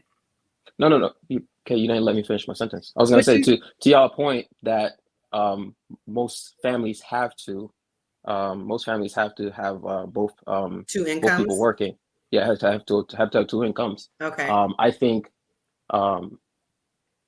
you can't force the 100% on the man, like if they can't afford it, right? So so my main question is, first of all, how is it that women in a third world country can work much harder than any woman in America will ever work, and still go home and be a traditional wife every single day of the week? Jonathan, I literally brought up the fact that women all around work hard. I brought that up. I said that the whole woman being at home kept and doing nothing is a very Eurocentric concept. I said that. So I'm not sure why any of this question is directed towards me. How is this a Eurocentric standard? You literally. Oh, so now you're going back on what you just said? I'm like just you asking just said.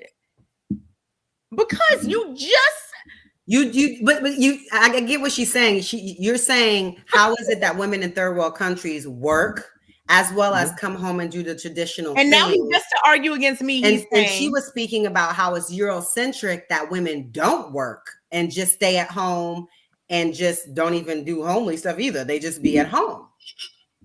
That's what she was saying. But okay, she was trying to see fair. how you were connecting the so two. like Jonathan, it seems like you're just trying to disagree with me for no reason. We completely agree, Jonathan. It's not that serious. Okay. Yeah, I think it is. It is serious because you're doing this thing, Jonathan. I will accept your apology when you give it. Okay, so basically, that's fair. Your point is fair. So thank you. It came from the fact that you guys were, because there's a question that Chantelle actually asked Kayla, I believe, that Kayla actually never really answered, right? She asked you, when you said that men are saying that they want 50-50, she asked you what percentage of men are saying that. And that's actually a very important question, and you kind of dodged it. You never really answered. What percentage of men are saying that? Yes, because you're saying that a lot of men No these men days are in my saying, life, the men that I'm on social media platforms would say that. I don't know any men that yeah, say but that. what percentage? What percentage would you say? Of the men on social media that say that. I'm just well, you made the statement, right? So you said a lot of men are saying this. So based on your statement, I'm saying what percentage of men would you say are, feel that it should be a 50-50 situation? On social media, it looks like 40. I don't want to say half, because majority of men, the first thing they say is, I believe in protect, provide, blah, blah, blah. Even if they follow it up with, I don't feel like women should not bring anything to the table. So if you say the men that are straight up with the whole, you need to bring something to the table kind of men, you need to be 50-50 kind of men, maybe like 40% of the men that I hear speaking in these social media spaces, because I do not hear men speaking like this, like in my real life. Okay, so 2 points to that. The first thing is the reason, and I think I posted that in the super chat. The reason why men don't, first of all, men actually do speak about this stuff. They just don't publicly speak about it in real life. Okay. And part of it is that, like, especially men will speak about these things in male circles. All you have to do is be in male circles, and you know that we all talk about this stuff. But the thing is, you get canceled in today's day and time, right? You get called, misogynistic. You get called all types of things. I've had people, like, just based off comments I've made online, literally they tried, I mean, they unsuccessfully, but they tried to see if they could go after my livelihood just based off a comment I made on YouTube, right? So I'm saying, like, this is the world we live in. So when people can't, people can't actually express themselves. So social media and YouTube, et cetera, has given men an outlet, right? So there's a reason for that. It's not that men are not saying these things or haven't been saying them, and it just became a social media thing. Is that men have been saying these things, no one has been listening, and then men have realized, like, if I do say it out loud, I'll get canceled for it and labeled a number of things. Excuse me. So do you think that more men feel like it should be 50-50 and that the numbers are higher than 40%? No. I was making a separate point. No, I wasn't talking about the 50-50 point. I was making a general point about the whole gender war thing. Okay. Since we were about that men do think that there's a gender war, they just don't discuss it. They discuss it more in private. Yes, correct. Okay, I thought you were talking about back the to 50-50 thing, because that's what I thought you were asking about, the 50-50 versus the gender war. No, I was just making that comment since you mentioned this earlier as well. So back to the 50-50 thing, though. Even if you say 40%, right, that's still, that still falls in the minority, right? So I don't think it's relevant to bring up the minority, even if we were to go with the 40, which I don't actually believe is the case. I think most men would like to provide like 100%. But they can't afford it. Most men cannot afford for their wife to stay at home. There's multiple things to it. There's they can't afford it, but also the fact that there are men I know who can afford it, but they actually just as almost as an insurance policy, they're afraid of actually providing 100%, right? Because if something happens to them, then what are we gonna do? Correct. Yeah. So I personally don't align with that, but I understand that perspective, right? Like there are men I know who definitely have the bread. I mean, I'm talking about like pretty well off men, and they're just like, I can't do 100%. And it's precisely because of the laws and whatnot. So, but yeah, I just want to point that out. I got to comment on the weight thing. So, overwhelmingly, men don't like fat women. I'll just go out and directly and just say this. Overwhelmingly, we do not like fat women. We don't like them. And in fact, there's actually a sociological component to this that people never touch on. Okay, even when we look in the Black community, right? America overall is pretty obese, right? But even if we look within the Black community, what you'll see is, because the majority, right, of our women are obese, right? If you live if you're in a system where the majority of your options, right, are fat women, you will find a way to deal with them. That's why you'll see even men who have dealt with big women, once they get outside of that, once they have better options, they will always go for it, right? So whenever even the so-called chubby chasers, right, when you can pretty much tell this is a man who has not had better options. Once the man has better options, he will not go for the fatties or for the fat women. Excuse my language, but he will not go for the fat women. Okay, once he has better options. So that's just like, I don't know why we have to skirt around this. I mean, men do not like. It's not. There's the attractiveness, but there's also the health thing. And when Kay is saying, do you know these specific health situations? Listen, in my own family, I've had family members who've had to have their legs cut off because of diabetes and because of all these situations, right? This is real life. I don't need to tell you that this is for Jonathan, that's why I think we should focus on the health. hold up, Kay. I don't have to tell you this is this person's cholesterol and this and that. I don't need to know all of that. I just need to know this, the way she looks right now, this looks unhealthy, right? You can argue against that, but this looks unhealthy. And if I am to make this woman my wife, I have to think about the fact that she may gain weight after she has birth, and especially after she gives birth. And then on top of that, if she's already not working out right now, there's definitely like it's even more likely that she'll never work out after she has children. She'll have less time. I mean, there's so many reasons why it doesn't make sense for a man to go after a fat woman, right? We can't just skirt around it and create all these excuses. It's just she needs to do better. I wake up every single morning and I go jogging, right?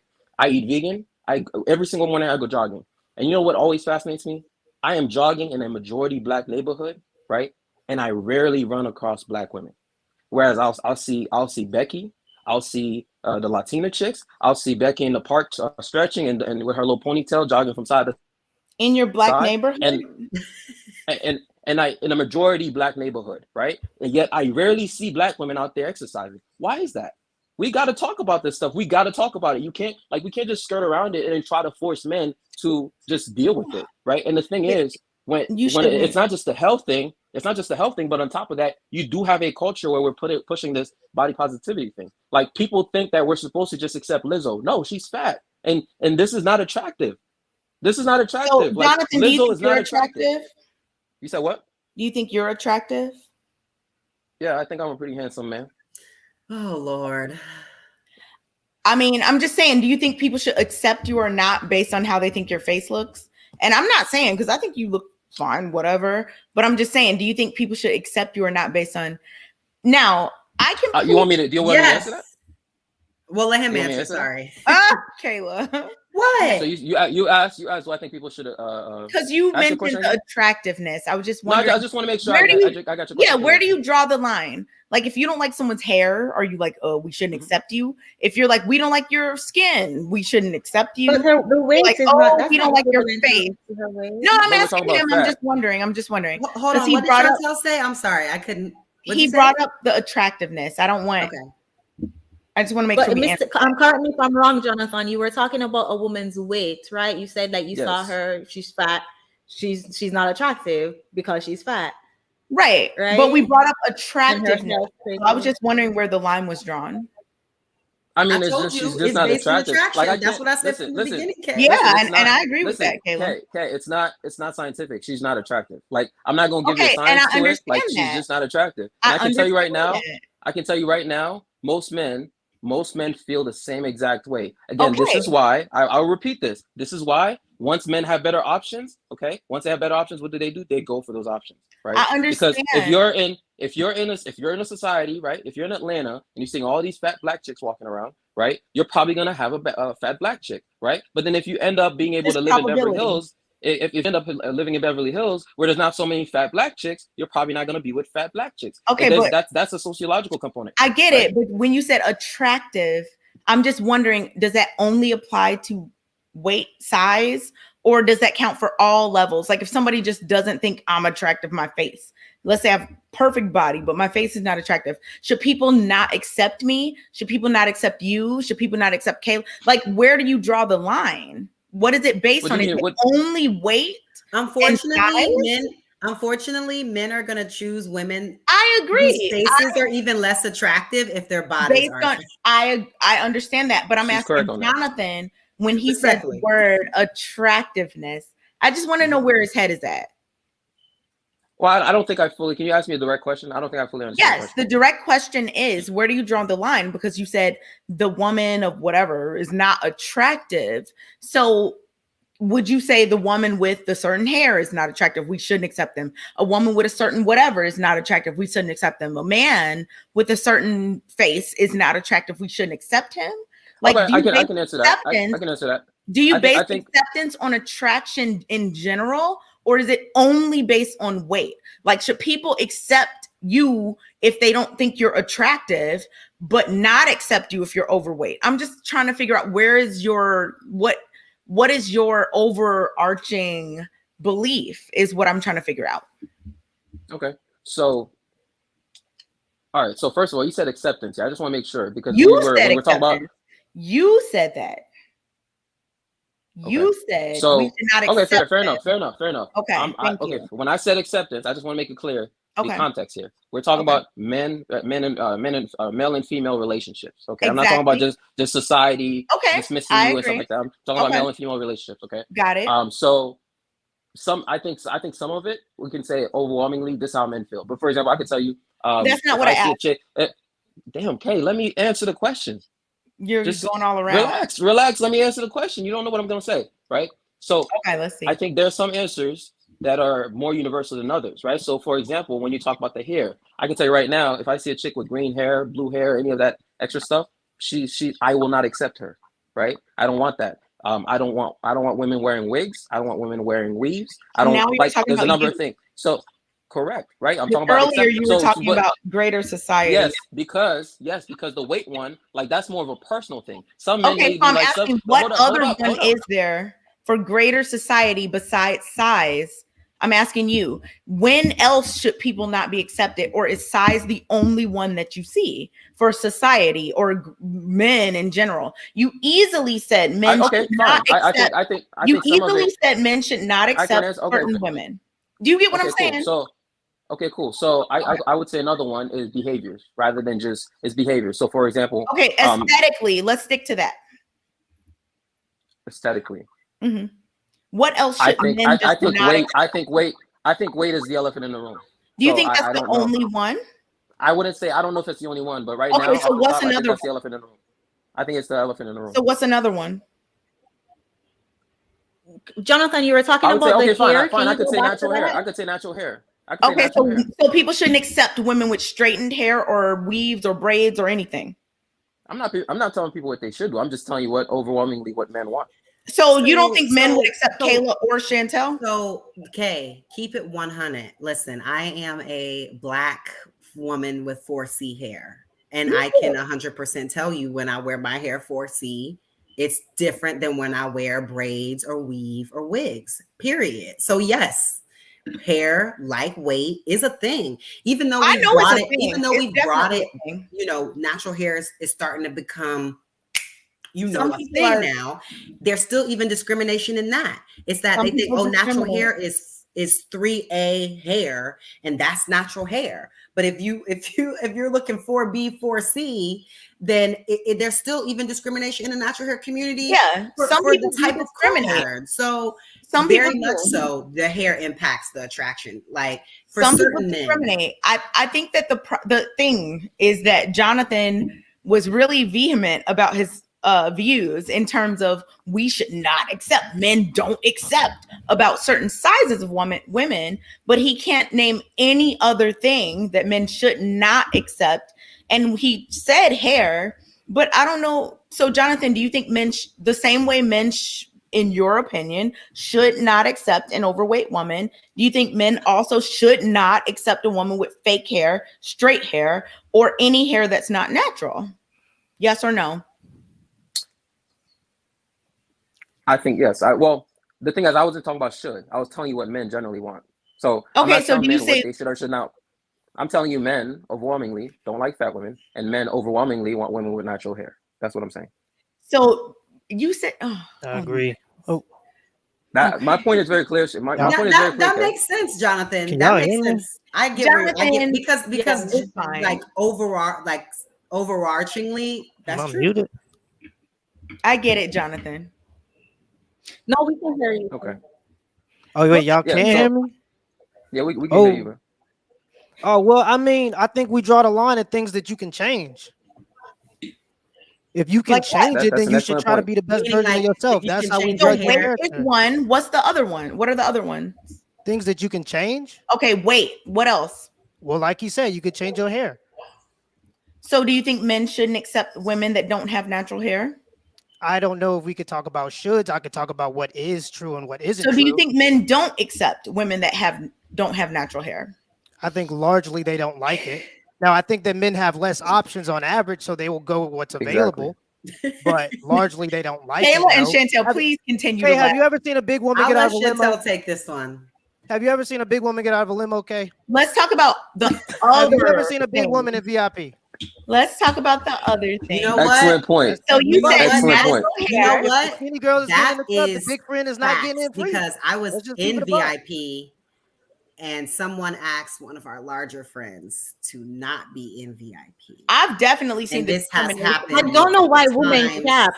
I don't know why women cap and think that men like fat women. I mean, we know this. We see this. Look at videos, music videos. Save these men. Men prefer smaller women. So why are we saying that? Oh, what men should do or what? Nobody is saying that. All I'm asking. What I'm all just this trying stuff to get is just a way for women to try to make men have no standards. Fat shaming is just poor man. You can have fat what shaming is just women telling men that you can't not or you have to accept fat women. You can have any even if you look at standard. the transphobic stuff, they're telling men that if you don't date women that if you don't like women that are trans women, No one here is you're saying that. They're using No these one words. here They is say saying slut that. shaming. They're saying you're slut shaming because you don't want to date a woman that's been around the block. These are all things that men don't want. Women don't want to change one and here is accept saying that. So they make up stupid phrases to try to make men feel bad about it. Let's just be completely honest. Like you're making does matter. And no one on this panel has said. No one here said that. No one. But here's the thing, Kay. In general, Chantelle didn't but say. Kay, he's making. But Kay, the point he's making is actually a very valid point. Like I get even what I just said, I've had people call me fat phobic for it. And you know what? I'll gladly be fat phobic. If that's what I am the most fat phobic man out here. I'll gladly take that. Because this is where we're at these days, where just because a man has standards, we've created all of these words, all of these labels to shame a man for having standards. So let me ask poor man a question really quick. Poor man, how you doing? I'm good. How are you? Now that we're in this new culture of damn, she thick, where is the line on the thickness? Because someone spoke about Atlanta earlier, and there are some. I'm from Atlanta, and I moved away when I turned 18. But I do have family members that swear that they're thick, and they're big. Like they big. Yeah. So where is the line? Where's the line on? There isn't. Ooh, she thick, and okay, she too big. You know what I'm saying? Because like, I don't think that there's. They be big, and I'll be like, she's too big, but because it's all in the ass area, it's like okay, that's thick. But then, you know, when it's not in the ass area, oh, she big. You know what I mean? So where's the line for like the thickness? I think it just depends on the person. It just depends on the person. What are your body dynamics? What are your measurements? If you largely for African American women in particular, a lot of them are blessed, and I love Black women, by the way. They are my favorite. But what I'm saying is largely Black women are blessed, and so they're allowed to slip. And unfortunately, we done slipped into a damn void. I be seeing I'm tired of going to the store and seeing all these women that's big. They got these big ass kids behind them. And I'm sorry if I'm not supposed to curse. My bad. I ain't trying to be cursing, but it's just getting bad, and there's no excuses for it. It does not take that long to exercise. It just doesn't. Women will spend hours a day doing makeup, looking at makeup tutorials, scrolling on Instagram. Get up and just put on a 30-minute damn video or go for a walk, man. It's not that hard. Just watch what you eat a little bit. No. And the other thing too is I think we're also not looking at, okay, are these men just trying to smash? Like, I mean, at the end of the day, if he's just trying to smash, he might just see, okay, she has some nice assets, right? But are they looking at these women to wife them up, right? And that's the difference, is that like a man might lust after you doesn't mean that he's looking at you like, okay, I'm actually trying to turn this woman into a wife. There's actually a pretty large gap, which is smash the same. If you would not wife her up, don't smash her. That's the new. I think that's how men should roll. And you think that will get the message across to them that, hey, you need to snatch it. You need to get snatched. Yes, because you see some of these women, right? When men are having sex with them, they think that's okay to remain that way. Yeah, that's because you see. Yeah. See, for men, see some of these women, like they'll get 30 pounds, and he gonna drop that weight because we know it affects us right away. See, women, they have options no matter what, because there are a lot of desperate men that don't get a lot of play. And men just are opportunistic when it comes to sex, and we have to be, because we're designed to spread our seeds, and we just have less options. So we will do it, but that don't mean we want to wife it. And some will wife it, but that doesn't mean that that's their preference. their preference are thinner women. And I think that this is what we're seeing. This is why we're seeing a lot less black men being attracted to black women, because so many of them are just overweight or obese. And it's a huge problem. If we just talk about it, definitely a problem in our community. What about the women? Yeah. Another question I have here. What about the women that are now skinny per Dr. Miami? Mm-hmm. Yeah, well, they're gonna look good aesthetically, but that doesn't necessarily. Right. I mean, like they were fat and they went and took the fat out of their stomach and they put it in other places, and now they're thick. Yeah, You're saying if we know that? I'm just saying, what do we way, say about them? You know what I mean? Because they didn't work out. They're going to still look more aesthetically pleasing. Yeah, they're still going to look more aesthetically pleasing, and that's why they do it. And that's why multiple women do it. And that's why an increasing amount of women are doing it. I actually think that women are, because of social media, trying to appeal to this hypersexual figure that they're trying to attract. And these men don't commit to women, so they go out and they do all this Dr. Miami stuff, but these men don't commit to them. This is literally the narrative that y'all just. What'd you say?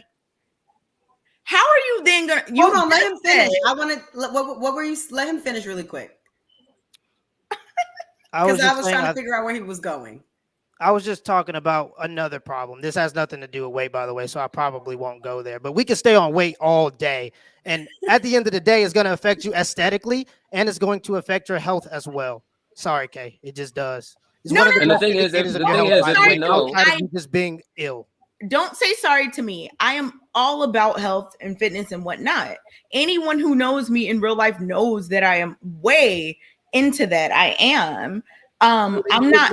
It definitely affects your health. I'm not against body composition. Actually, is the thing that more so affects your health than weight itself. But that's a different conversation. Now, the question that I have for 170. The question that I have. Body composition. The question that I have, you clearly okay. But the question that I have, for you, poor man, or you, Jonathan, is what is another thing other than someone's size that people should not accept as it relates to aesthetics?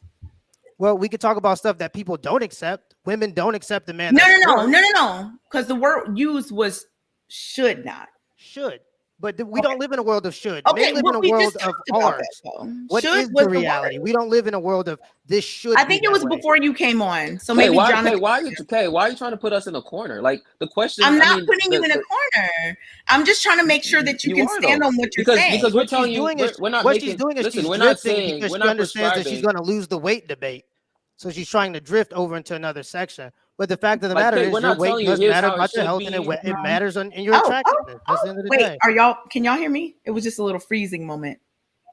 I can't now. Yeah, that's God. Okay. That's God right there. That's God. No, I was just asking because if someone is like, people should not accept this, I'm just wondering if that's the only thing people shouldn't accept in terms of aesthetics. We kind of got into the hair thing, but it was unclear. We changed the topic a little bit. I'm asking. We're telling you here's what it is. I'm not telling you here's what it is. We're not talking about should. I'm not saying should. I'm saying so we're changing. Okay, I agree that a lot of people don't accept. I think we're just talking about men preferences and what men like. Right. Men prefer slim women. The whole time I've been agreeing with that. I don't think saying should. We shouldn't be saying should because then you're telling men what to want. We're talking about what men actually want. Jonathan made a good point. And shout out to you for my podcast. Shout out to you for coming on. Instead of putting men in a corner and saying, oh, it's fat phobia if you don't accept big women and you lizards body positivity, men should stand on their square and say, no, if you weigh more than me, I'm not going to accept you. If you wear those lace front and those bat eyelashes and those long fingernails, I'm not going to accept you. And it is what it is. People can have whatever preference they want. Right, because I have no issue with that. If you want to talk about what women don't accept aesthetically, they don't accept short men. They don't? No. Are you kidding me? Absolutely Kayla, not. Did you date a short man? I did. Are you serious right now, Kay? Kay, are you serious? A short man, but she isn't with him now. Kay, are you serious? So are y'all saying? Kay, are you pulling women? If that's Are y'all Kay, are you saying? really Kay? Well, hold up, Kay. Are Hold y'all up. Are you saying? really But serious right Kay, now? generally, No, like, I understand that in general. he wasn't like my type. I He was a really good understand. friend. I'm just not turned into that. saying. But he I'm wasn't not like saying- ideally. I get that. You I know? understand that people, there's these general aesthetics, right? I get that there's these general preferences. I'm not arguing against that at all. But in terms of should or shouldn't or do or don't, we got to look at reality. That would be like me saying that women don't accept a man who doesn't make 100. Yes, they do, because the average man does not make 100K. So it's just the truth that women accept those men. That would be like women don't accept. Women don't accept. No, listen. That would be like women don't accept men. Sorry, under 6 feet. The average man is not 6 feet. So obviously, women are accepting men under 6 feet. Okay, did you know that if a man is 5'4", he will be rejected 90% of the time, regardless of any other factor in his life? Do you know that? I can 90% of the time, if a man is 5'4", like I just said, he'll be rejected. I can believe it. And Like I just said, I know that there are women these that were willing to admit that they would reject him. Imagine the amount of women that were just like, maybe I'll give him I a understand. shot, even though they know he don't stand a chance. I'm not against. Right. In fact, we talked about this earlier. I know that there are societal standards. People don't necessarily want, or at least in this country, I'm just going to speak on that. In America, people don't generally want people of a certain height, of a certain size, of a certain, skin condition, of a certain teeth straightness. I mean, I know that there are certain things that people look at and find attractive or not. In general, I get that. I'm not at all. Kay, short men have it bad everywhere, Kay. Like a big part of this is actually evolutionary biology. Short men have it bad everywhere. They do. This is not just America. Everywhere. I don't want them. This is everywhere. I'm surprised. I'm just saying they're not my preference. And that's the thing. Jonathan, you heard what she just said. She don't want him, and she can openly say that without any without anybody bothering her, without anybody calling her short phobic or height phobic. There's no word for that. Poor man, but you can say you don't want any woman you don't want. No one cares what you want unless it's a woman that wants you. Like, I don't care. I do care though. But Chantelle don't care. Kayla don't care. The likelihood of a short guy getting with a taller woman would have had to be a situation like mine, where you met in a different space and you got to know this person and y'all found out y'all was compatible and they were in the face physically attractive, and that just happened. But if you're out at the club, like if my ex tried to start that relationship by like meeting me out somewhere, that would have never happened. Facts. There you go. It happened because we worked together. We were coworkers. We ran a department together and we were together all the time. And he was a good person and funny and thoughtful and he pursued me. You know what I'm saying? So that was a specialized situation. And I haven't dated anybody that height since then. What's very interesting about that is all of those standards only apply to men that are not physically attractive, and height does play a role in that. Now, if that man was physically attractive, he wouldn't have had to pursue. He wouldn't have had to go and be nice to you and do all these different things. If he was already attractive, those standards only exist for men that are not attractive. I probably wouldn't have had to get to know him higher as standards. much. I'm like, yeah, they kind of do, but it's not in the right areas. It's not in, is he a good father? It's not does he have Meanwhile, your standards are about weight and nothing. You haven't named. I've been asking this whole time about other things and you have not. And now you're Kay, you're misframing it. No, Kay, you're misframing this. You haven't asked us what other things do we value. You asked us. Right? I'm asking. You asked us what. Hold up. You asked. What should people not accept? That was different. Aesthetically. Okay, but that's not the way you just framed it though, because you just framed it like we don't care about anything else. Which is not what I was just saying. I wasn't framing. I wasn't trying to catch y'all. I was just saying that he's talking about all these intangibles, these non-physical qualities, these other things. But I've talked about all physical qualities. I know, but just now when you were talking about women, you were like, is he a good father? Blah, blah, blah. I'm asking, so like, why isn't it that same? But that's not aesthetic, right? Because you're saying we haven't mentioned. I know. If you asked us for. I know, but no one asked him about aesthetic. What I'm telling you is, largely speaking, when we're talking about dating, everybody is biased. Everybody looks for certain people things. Have a preference. The only problem is they make it seem like a problem when men look for certain things. No, that's the problem. So People- women Yes, look they for do, these Kay. things too. So people when don't men think try to do the same thing and have standards just like women do, it's a problem. There's a word for it. He's transphobic, he's fatphobic, he's slut shaming, whatever it may be. There's always something. so people Okay, don't think it's a but problem you when know women what? don't A like part short of men. it. Hold on one second. A part of it is programming, because as women, our priority is taught to be protection and security, and men's priority is taught to be attractiveness and procreation, you know, that woman can procreate. So you have to understand that the priorities for the genders are somewhat different, and that is why women will sometimes marry someone who may not be, you know, people will say, how did a guy like that get her? You know what I'm saying? Like, situations like that. But it's like, oh, he's a great, you know, all those other things that I spoke of. So I think that there's like a difference in priority, wouldn't you guys say, in terms of the gender?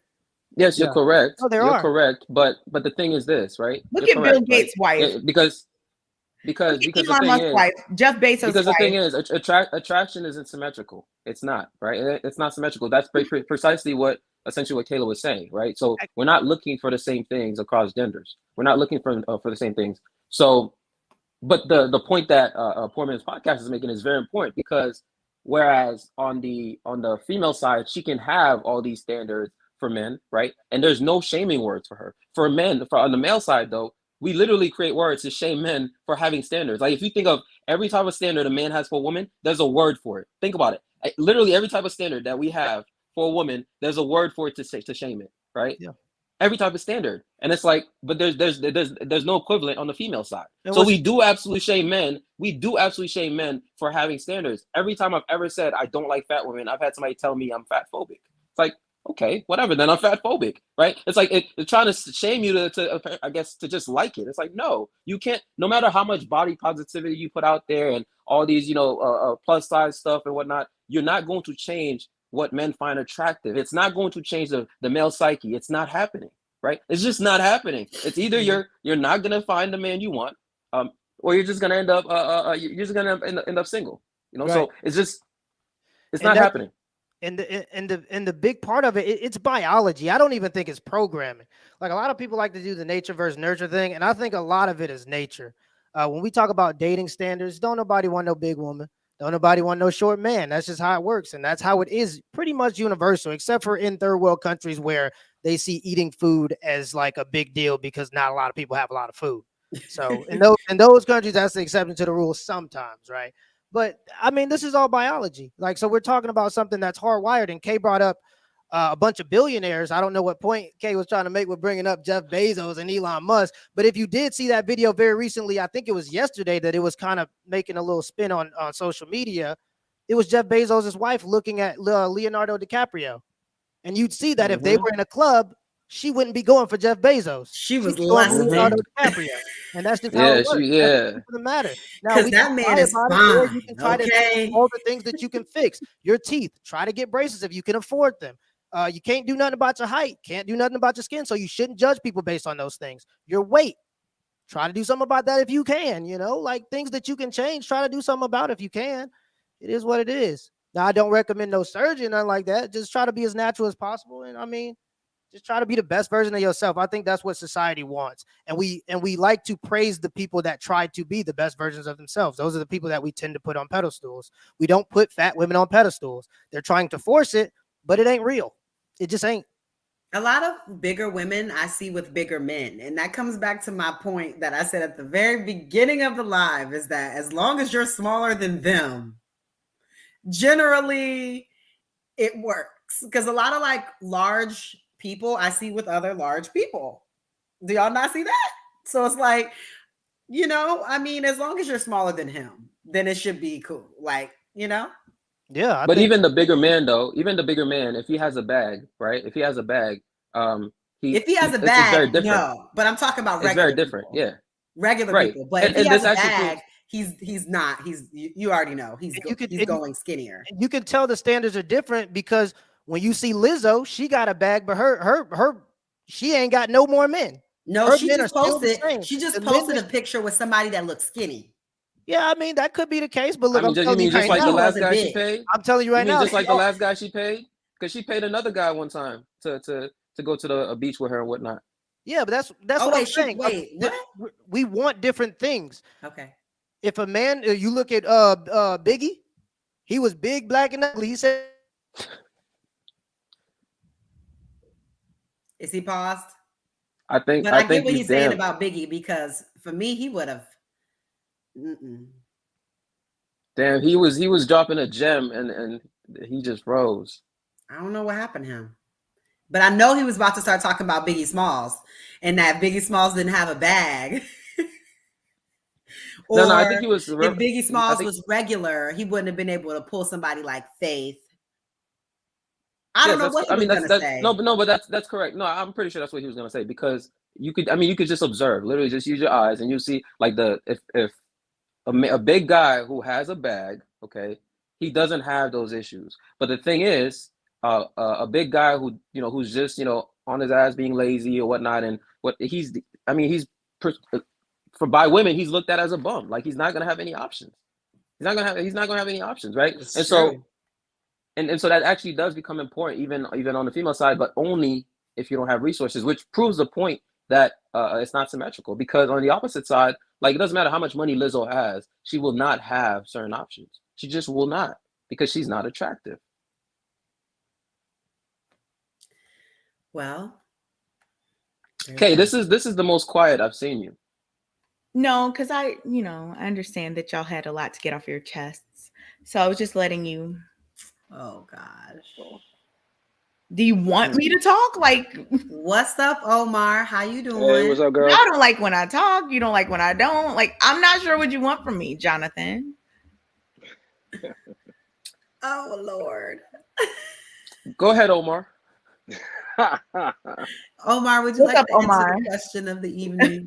Which question about the weight?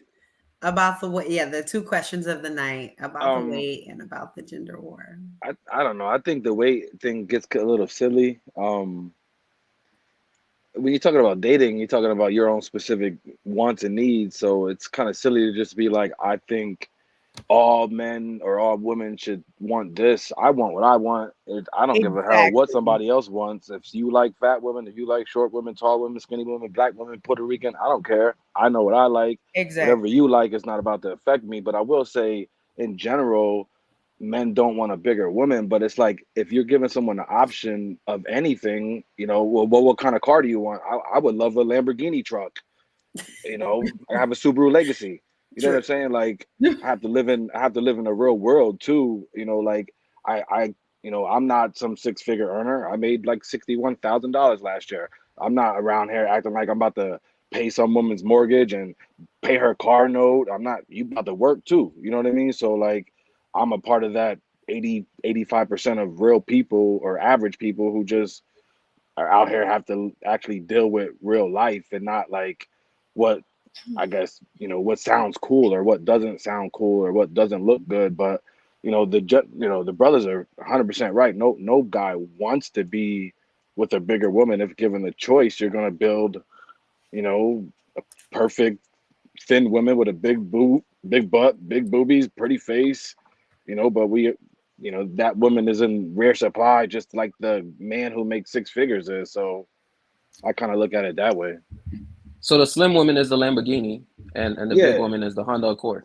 Yeah, and well, maybe even worse, But you just gotta know, like, kind of like, you gotta know your own worth too. You can't be out here, wanting the Lamborghini truck and you a Honda Civic. You gotta make it work and match. It has to mesh somewhere. What car would y'all say you are?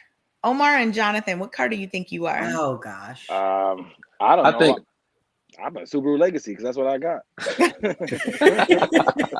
Omar, you're dope. Jonathan, what car are you? Aesthetically. I think I'm a Tesla. I'm maybe like a Model S. Yeah. Okay. Yeah. Why? Because you're vegan? That's what makes you Tesla? Vegan. I really wanted to answer the other question though about the gender war. Yeah, because I really feel like, because I'm a big part of the group, right? And then like I have my own Facebook, clearly my own personal stuff, and I see it a lot. Like you know, a lot of single people, especially like people like my age, you know, me included sometimes. I'm 36, and a lot of people at this age already that are single, you've had failed relationships with your child's mom or your child's dad or your ex-husband or your ex-boyfriend or, you know, whatever it may be. Most people have had several of those by now. They've had a falling out with the mother or father of their kid. They've had a falling out with their boyfriend long term or their high school sweetheart or their ex-husband or ex-wife or whatnot. So a lot of us are kind of like jaded in a sense, you know, and I feel like it's almost like subliminally online people are throwing shots at the whole group of men or whole group of women when they're really talking about the two guys they just dated. You know, they're really talking about their own personal life, and they're making it seem like that's the norm in the country when it you know, I only live in one city, so I don't live in the country, but I don't feel like that's the real reality of the rest of the country. I feel like people who are I feel like there's a lot of people in real love and real successful relationships. I know people who are, I know people who aren't, and I don't really know if there's a if there's a big gap in between people understanding like how do people like me actually get there because we have so much. I think I posted about it too in the group. Like, we just have a lot of shit going on, and then you're trying to date, and then now that you've had all these higher standards now, and it's really hard to find. So people, I think it comes out of frustration. People are just frustrated. So Omar, I what? totally agree with that.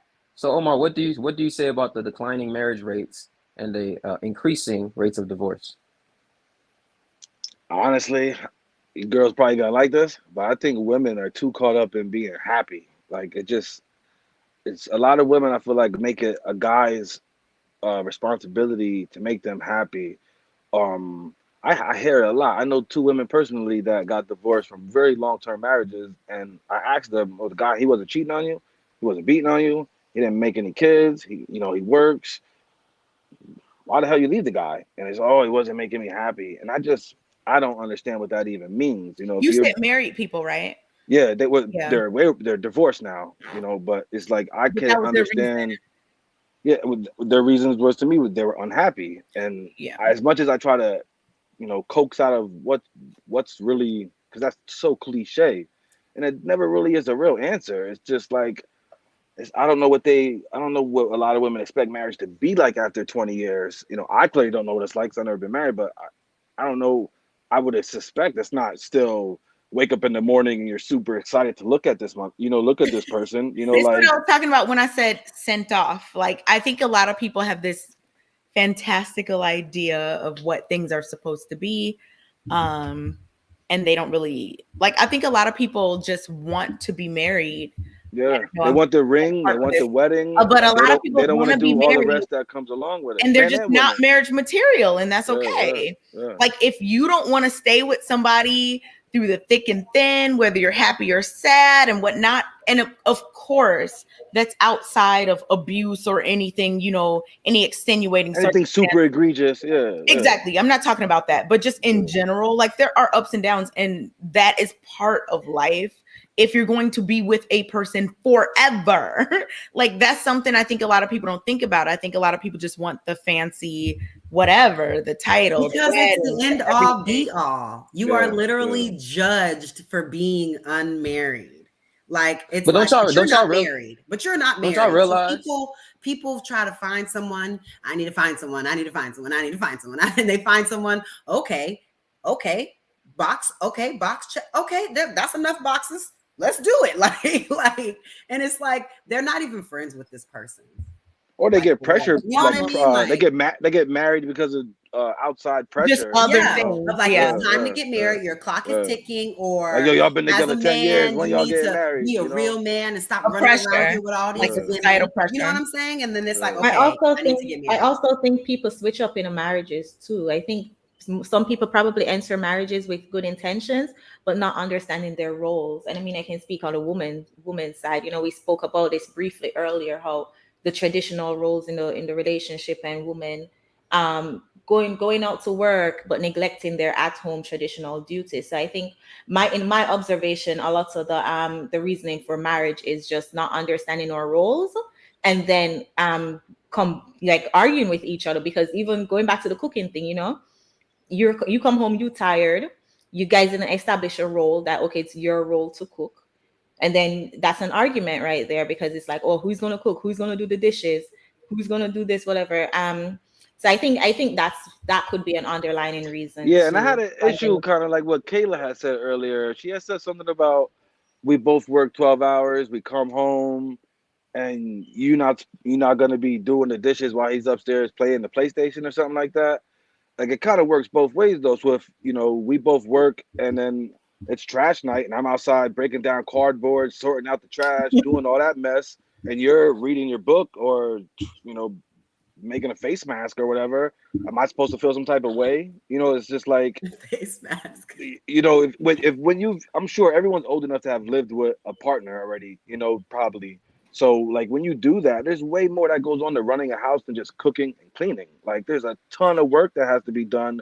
And so if you're cooking, okay, and I'm not doing nothing, maybe that's my time to chill. And then if you're doing the laundry, and I'm maybe doing the garbage or fixing the hole in the wall or just some I agree.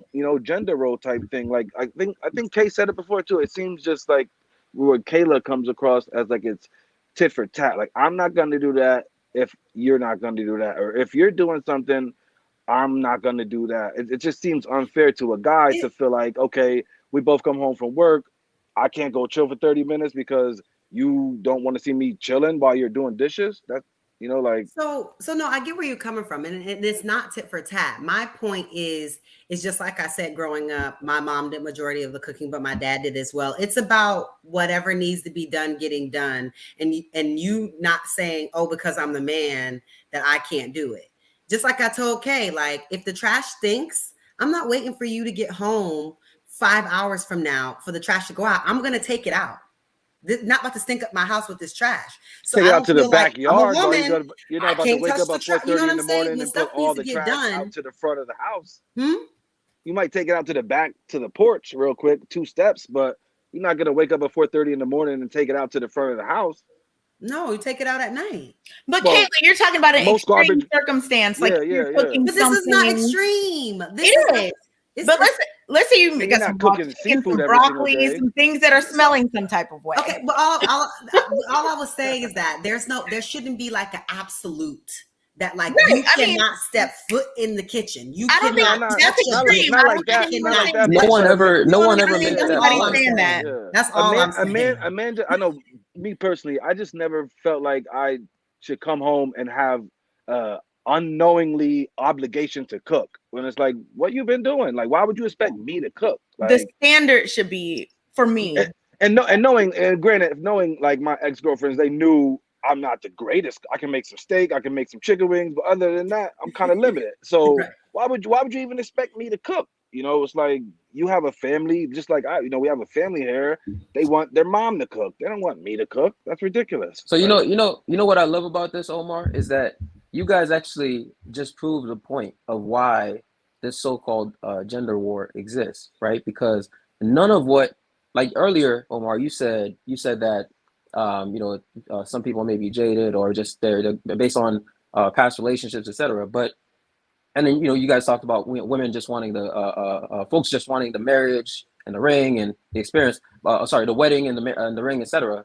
None of that is attractive to a serious man, okay, who's actually trying to get married and build something serious, right? So that's actual proof of why. Like when I'm listening to this and I'm like, okay, why the hell would I go and risk my resources to for that? Like to have to argue with a woman on whether or not she's going to cook. Like I don't have time for that. I'm making a point that but to you it may not be, right? Let's just say to you it's not. But generally speaking, these days it is to a lot of women. A lot of women look at traditional wife, like, because the women will still expect me to be traditional, right? She'll still expect me down to like the little things, like opening the door, and she'll expect me to be traditional. But when it comes to her having to hold her end of the bargain, then suddenly it's like, oh, you expect me to be a maid? You expect me? It's like, nah, you don't have to do anything you don't want to do. Women want, but I don't have to deal with you either. Women want a lot of help with the feminine chores, but they don't want to help with the masculine chores. They want us to be part women in the home, but they don't want to be part men in the home. You know, like right. But just like Kay said on our show the other day, are most men like electricians? Can y'all really do a roof? Can y'all really fix some plumbing? Can y'all? No, like no, but that's of absurd. That's absurd, Kayla. people Like call even men of the people past for. weren't all those Like, things. yeah, you may like change a doorknob. But one thing I think maybe put Anton some, might have said do it the on one of the grass, shows, but like, are you really doing major things around the house? I think this is what it boils down Kayla, to. that's an absurd When you're in argument. love with Most someone, men of the past weren't doing those things either. Most yeah, men but of the past when weren't you doing live those things. What you mean? together Yes, they and you were. hear Men used to be you hear something handymen. at Men used to nighttime, be able to be handy. So you're telling me no, but men that are was still not willing you to doing give it their again, though. lives. We're still willing to give our lives for our girlfriends and our wives. That's what it comes down to. When there's something that goes on at nighttime, I'm getting up and taking my black ass to the door. You're not. Exactly. And for that fact alone, I agree. feel like women should value their boyfriend or husband way much more than they actually do, because they know we're going to do that. They expect us to, and if we don't, we're cowards. You know, and So, most of us all I'm have saying kids is that too. why does the value of your woman lie only in her domestic duties?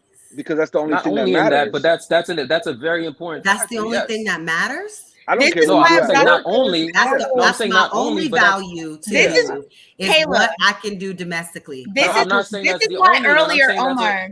This is why earlier I brought up those powerful men's wives. This is why I brought them up. These other, these wives of these men who are extremely powerful and are at the top of their game in terms of, just things. It's not just domestic duties. Now, I'm very much into the whole domestic duty thing. I do pretty much, all the domestic duties outside of I don't know if you consider taking out the trash and doing car stuff, domestic duties, but I don't do those things. But outside of that, I pretty much do everything. So I'm into that.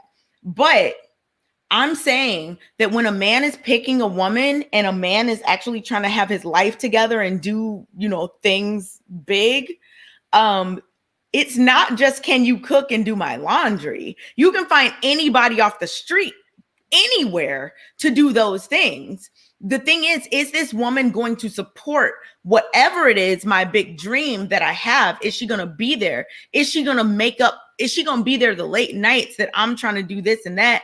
Well, and to me, that's part of being a domestic partner at home. Being there that's more inspirationally. intangible. Okay, you mentioned billionaires. Yeah, You went to That's not billionaires. tangible. Why not? Okay, Jonathan, the reason I'm I mentioning, never said the intangibles don't people at matter. the top of intangibles their matter. game in terms of certain But things. even if you pick millionaires, multimillionaires, your point would be moot. You're picking billionaires who live. You understand there's a large. Tell me the multimillionaire. Hold up. You realize there's a large, extremely large gap between Give me millionaires, the even better- a decamillionaire I do. and a billionaire. I do. Give me the Jeff millionaires Bezos, you'd like Jeff me to Bezos is use. worth over $100 billion. I get it. I know the numbers. What are you doing? Okay, but give me the millionaires you'd like me to use. Because I think the point. You could literally pick. I'm telling you, you could literally pick. Okay, we could go with Anton. Oh my goodness. I'm not going with Anton. Nope, I'm not talking about him while he's not here. Absolutely not. And she knows his wife. We talk about the other guys while they're not here. So why not Anton? You're comparing. You're saying pick a millionaire. I picked Anton. I picked Anton. Let's not. Anton, I know personally, and I'm not going to talk about him. So even better, you can speak about his situation. Even better, you can speak about his situation. But why even use millionaires? I'm not going to. Yeah, but hold on. Can we backtrack? What was the point of bringing up the millionaires and billionaires' wives? Are y'all trying to make some kind of point? Well, she did, because my point was that, Kayla, what you just said was it's not just boiling down to domestic duties. Right. My point of bringing up these high value, literally, men was that when people bring up billionaires. Okay, but my thing is okay. So my thing is when people are trying to do something, they're the best. They're at the top of their game. They're the Mark Cubans of the world. They're the this, they're the that. They're not sitting out here with an Instagram model. Find me the ones that are. They're looking at. Listen. I'm a billionaire saying that they're going for the people who fit best. They're strategic. That argument is foolish. Okay, they go for but she's right though. None of those men chose like just pretty girls that sit around. Like Okay, they but all listen, chose here's the women Like they're not very, super Here's the attractive. very, though. very intelligent and Okay, help okay, them but here's the build what they difference. have. Here's the difference. Here's the difference, Kay. Here's the difference. You ready for it? Okay. There's a large difference between billionaires and millionaires, and I'll tell you. Hold up. Let me make my point. Give me the millionaires you'd like us to discuss besides Anton. I don't think there's a difference to women. Hold up. between Let me make billionaire my and point. Let me make my point. I understand, right? like a billion is way more than a point. million. Let me make my point. Right? A billionaire right now can decide, hey, I would like, I'm in San Francisco right now, and I would like to go eat dinner, or I would like to go eat breakfast in Paris tomorrow morning, and actually get a jet and go eat breakfast in Paris tomorrow morning.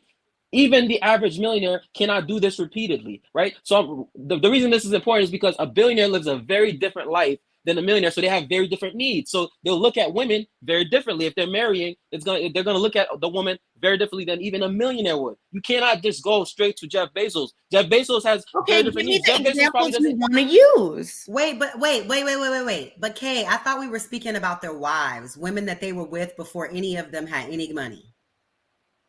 Jeff Bezos started that in a garage. They started with from her. the bottom. Jeff Bezos and his wife, Microsoft started in a garage with nothing. With you know what I'm saying? So all of these men, none of these men chose the most aesthetically pleasing women. That just they chose women the men who helped them make their vision come to life. This is why they didn't choose women but that here's were the thing, though. Here's the thing, though. Those women built with them. Here's the thing. Those women built with them. They picked those women. They picked those women before they reached their heights. Those women built with them. Women today do not want to build. Those women is what will help them achieve. No. Like, listen. No, a man who's already reached the height, he's gonna pick a different woman than a man who's building with who a woman is willing to build with him. Women today want established. You're literally proving the point. Yeah, you're proving women the today point. want established. You're proving the point. That when a man is building something, he wants his woman to have more than look good, cook, and clean. He wants her to have something up here to help him. Versus when you already got it and you already got everything. All you want her to do that important is look as good as freaking possible and bring me my coffee when I ask. It's two different places. Jonathan's proving the point. That's exactly what I've been saying, though. I'm not sure. But that's what we're saying. That's not what Kay has been saying. And depending on where you are, the value that you see in women is different. Right. That's literally why I'm saying that Kay's point about billionaires is pointless, because billionaires live a very different life than most people, including other millionaires. Billionaires when they met the. Good evening. Kayla, say it again, please. How are we doing tonight? Billionaires when they met these women, Jonathan. Okay, so your point is Hey, how you doing? How y'all doing tonight? What's up? Welcome. Hey, we chilling. Yo, it's crazy because I was just scouring on the streets of YouTube and I picked up on Chantelle Simone's content, and I was quite like, okay, all right, the change is happening. Like, thank you for your work that you do. I see women like you, Six the Goddess. You're putting out some, for the younger women to kind of attach mentally to, like that blueprint. So I got a couple of questions. And so like I just want to start off on the gender war thing. So and this goes to like Kay and Kayla.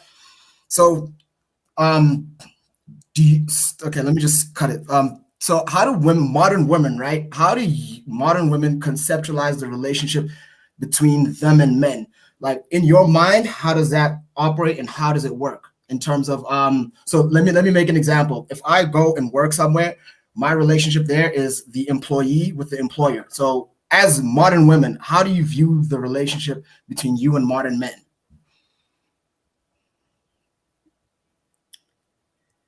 How do I view the relationship between modern women and modern men?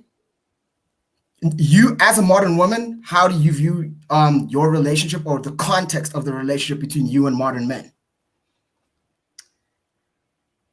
Well, I don't think that I really identify with a lot of the quote unquote modern men or the 50-50 men because I don't really believe in that. So like I said, when it's time for marriage, you sit those things to the side and you focus on the marriage. So when that time comes, that's when you do that. So I'm not going 50-50 with you.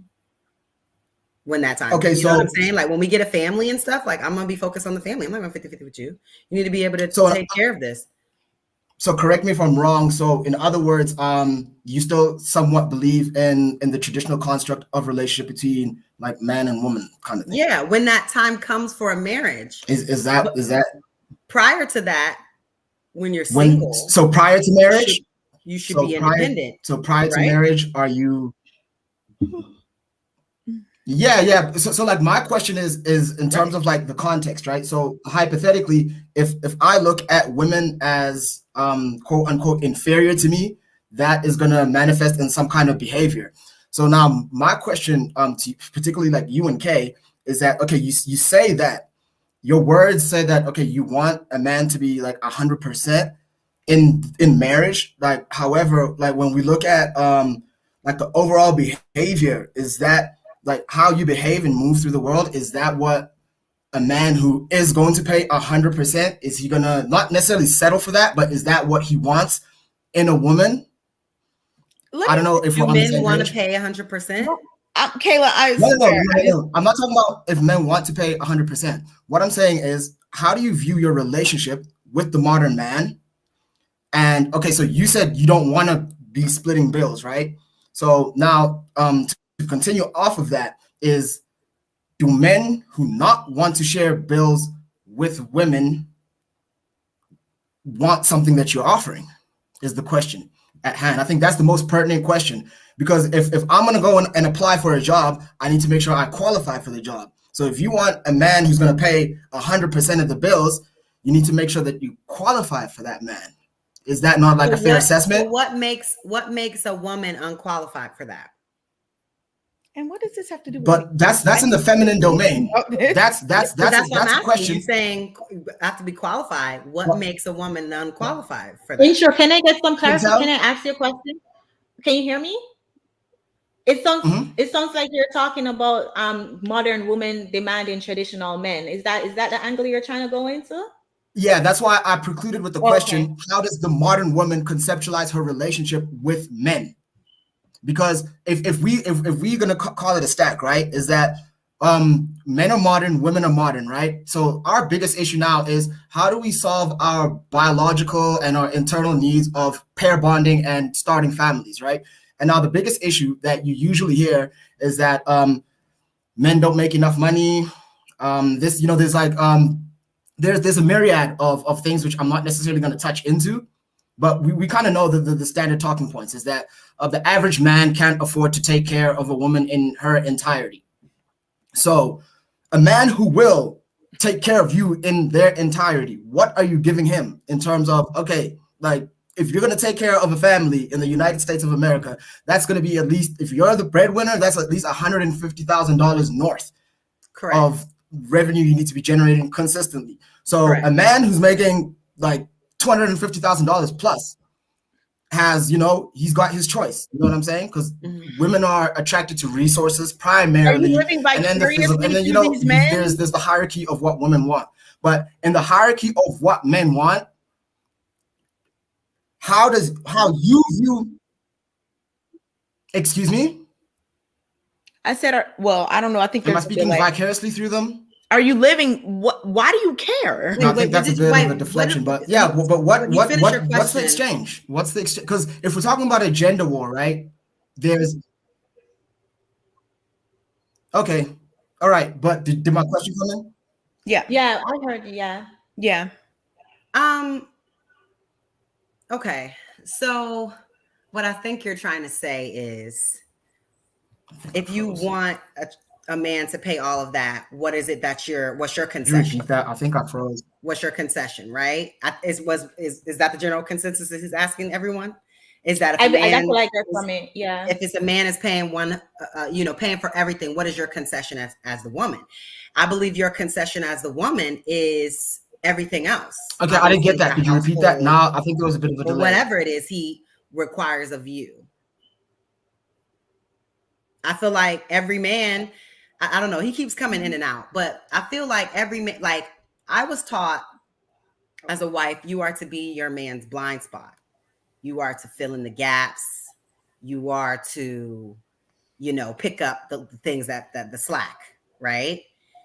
But that's different for every man. So whatever your man needs you to do, wherever the blind spots are, wherever the holes are, wherever the slack is, that's what you do. So we can't just say wives should be doing this, because each man needs their wife to do whatever they need their wife to do to adhere to said vision. Exactly. And if that particular husband that you have says, what I need you to do is cook, clean, you know, these things are top priority for us to reach the vision, then that's what your husband needs. That's what you should do. But to say that there's like this overall thing that is the way, I just don't think that's true. Just being the different relationships I've been in, that different men have required different things of me. So whatever he's requiring, isn't that what you're supposed to do? I agree, Kayla. Different people find what works for you. That's it. It's not about what works for you. It's about what works for your partner. Because for some reason, it seems like people think that like being agreeable and being cooperative isn't mutual. That woman doesn't have anything that she needs you to cooperate with in terms of how she lives. You know what I'm saying? Like, but that's the difference between a modern and traditional women, because more traditional women marry younger, a lot younger. So they don't have any kind of time to establish any own preferences necessarily in terms of adulthood. They develop them in the consensus of that family, because most traditional women I know get married at like 22. You was just a kid a few years before that. You know what I'm saying? You was doing what your mama told you. So now you haven't had that much time to like build a adulthood of your own in terms of how you do things, how you go about things. So there isn't necessarily a lot of concessions that man needs to make. He's just saying, hey, this is what we're going to do. And as you go through life, that's how you do things, how he tells, you know what I'm saying? Versus when you're more modern, you have spent years working, building a career, living on your own, having your own things, having your own way. And then now you're meeting up with someone where we have to now bring them together. So there has to be mutual agreeability. You know what I mean? There has to be a mutual agreement in some way. So that's the only difference between modern and traditional women, is that, in my opinion, modern women they don't settle as soon, versus like traditional women are taught, like, you go to college to find a husband. That's what you go to college for. It's not to get a career. That's not what you're there for. You're there to get a husband, somebody that works in the school, somebody that's in school for dentistry, somebody, you know what I'm saying? That's what you're taught. I'm from Georgia. That's what we were taught. You're not taught to, you know what I'm saying? So if you don't do that and get married out of college, and you do have 5, 6, 7 years building a career, living in your own house, having your own car, your own money, your own everything, obviously it's a different circumstance when you're combining your assets with somebody else's versus you having no assets. Kayla, in saying all of that, do you think then it's fair to request that a man pays all the bills after you give birth, seeing that you're entering and that's a traditional way him paying all the bills? No, I don't think so at all. After saying all of that, do you think it's fair? No, because like I said, I bring resources as well. So I'm your blind spots. And like, my man will always know if anything happened that we have money. I have a house. We have real estate. We have something we can pull equity out of. If something happened to him, he lost his job, something happened to him, because don't you think that's a lot of pressure for a dude? Like we said, people need 2 incomes, right? Don't you think that's a lot of pressure for him to be the only one that's making money? So you would still be like one that got money. Financially. You would still be contributing financially, just not working in the traditional sense, going out to work, basically. You'll be contributing by lowering the monthly bills, but you're not contributing by bringing any income in. Your labor, your sweat equity will contribute to, okay, now we don't have to pay somebody to do that. Now we don't have to pay somebody to do that. Now we don't have to pay somebody to do that. But you're not bringing money in the household. So regardless if he lost his job, yeah, you save us money by doing these things, but we still need money coming in. So all I'm saying is that as a modern woman, I bring more resources to make as a man should feel a little more comfortable that, like, hey, if anything ever happened, I know my wife got money, I know my wife got assets, and we gonna be good. Okay. What's up, Shameen? Come on with it, because you're down. Come on with it, baby. Hey, good evening, everybody. I want to first respond to what Kayla said about traditional women versus modern women, because she did say that there's a difference, but I didn't think she actually completely got the point there. And then I'm gonna just give my own take on the whole discussion. Hey guys, can you hear me? Hi, Boundless. We can hear you. Weird. For some reason, I cannot hear you, but I'm going to speak anyways. Thank you so much for this topic. It's great. But hold on one second. Yeah, he was like in the middle of speaking. Yeah, let me go ahead. Actually. Go Shamin ahead. is gonna go first. Yeah, Shamin, yeah. Let me go ahead. Hear us, but hopefully he can relapse or something. Let me go ahead. So first off, as far as the modern women versus traditional women, let's get it clear here that the modern woman is a completely different product than what the traditional woman was, and what she offered, and the way she carries herself, in the way that she looks at life. I think somebody brought up the whole thing about like marriage isn't about happiness, or that women want to be made happy by men. And I think that's a big problem in modern times. Is marriage, in my opinion, is not about happiness. It's about duty to your family and your legacy. So that's one thing I want to bring up, is that modern woman and a traditional woman is not even the same product, because their mindset, the way they've been raised, the culture that they grew up in is not the same. And what they offer to a man is not the same. That's kind of like what Kayla was just saying about. No, he's actually saying something different. I think that they're similar, but he's saying that they're not. Yeah. The reason I saw it as the same is because you were like, a woman might go to college and say, this is my duty to find a husband. That's what I'm there for. I thought of that similarly to what he just said in terms of just like duty and purpose, and just like having a goal that you're going to accomplish versus like, I'm looking for someone to make me happy. I guess that's, I don't know. But I guess that is duty, isn't it? I guess in a way, in a backhanded way, but that is what traditional women are taught, that's what you go to college for, is to get a husband. So maybe you're right. That mindset could be in duty. Yeah. I mean, that's neither here nor there. That's going a little off the rails, but just to bring it back to the discussion, I want to hit like several points, because I pretty much disagreed with Kayla and Kay on so many things. Kay, there was a number of items. It's the Kay and Kayla show. Welcome. There was a number of items that you brought up when you talked about the weight and the health indicators. So number one, someone who's fat or obese, that is a health indicator in and of itself. I understand that. Several other things that are going wrong in your body. I understand that. By looking at your body. That's fine. Yeah. So it's not just an aesthetic preference. This is biology. Biology. Shamin. And wait, hold on. Let him finish. Let him get it out. Let him get it out. I want to touch on these points. So please, if you would, let me go on ahead, but you got to let me respond after. Yep. So number one, being fat, obese, or overweight in any way is in and of itself a health indicator. Yes. Biologically, we are wired to look at these health markers. So when we look at a human being, we are sensing or perceiving these things, whether consciously or subconsciously. And then on top of that, there is the attraction factor as well.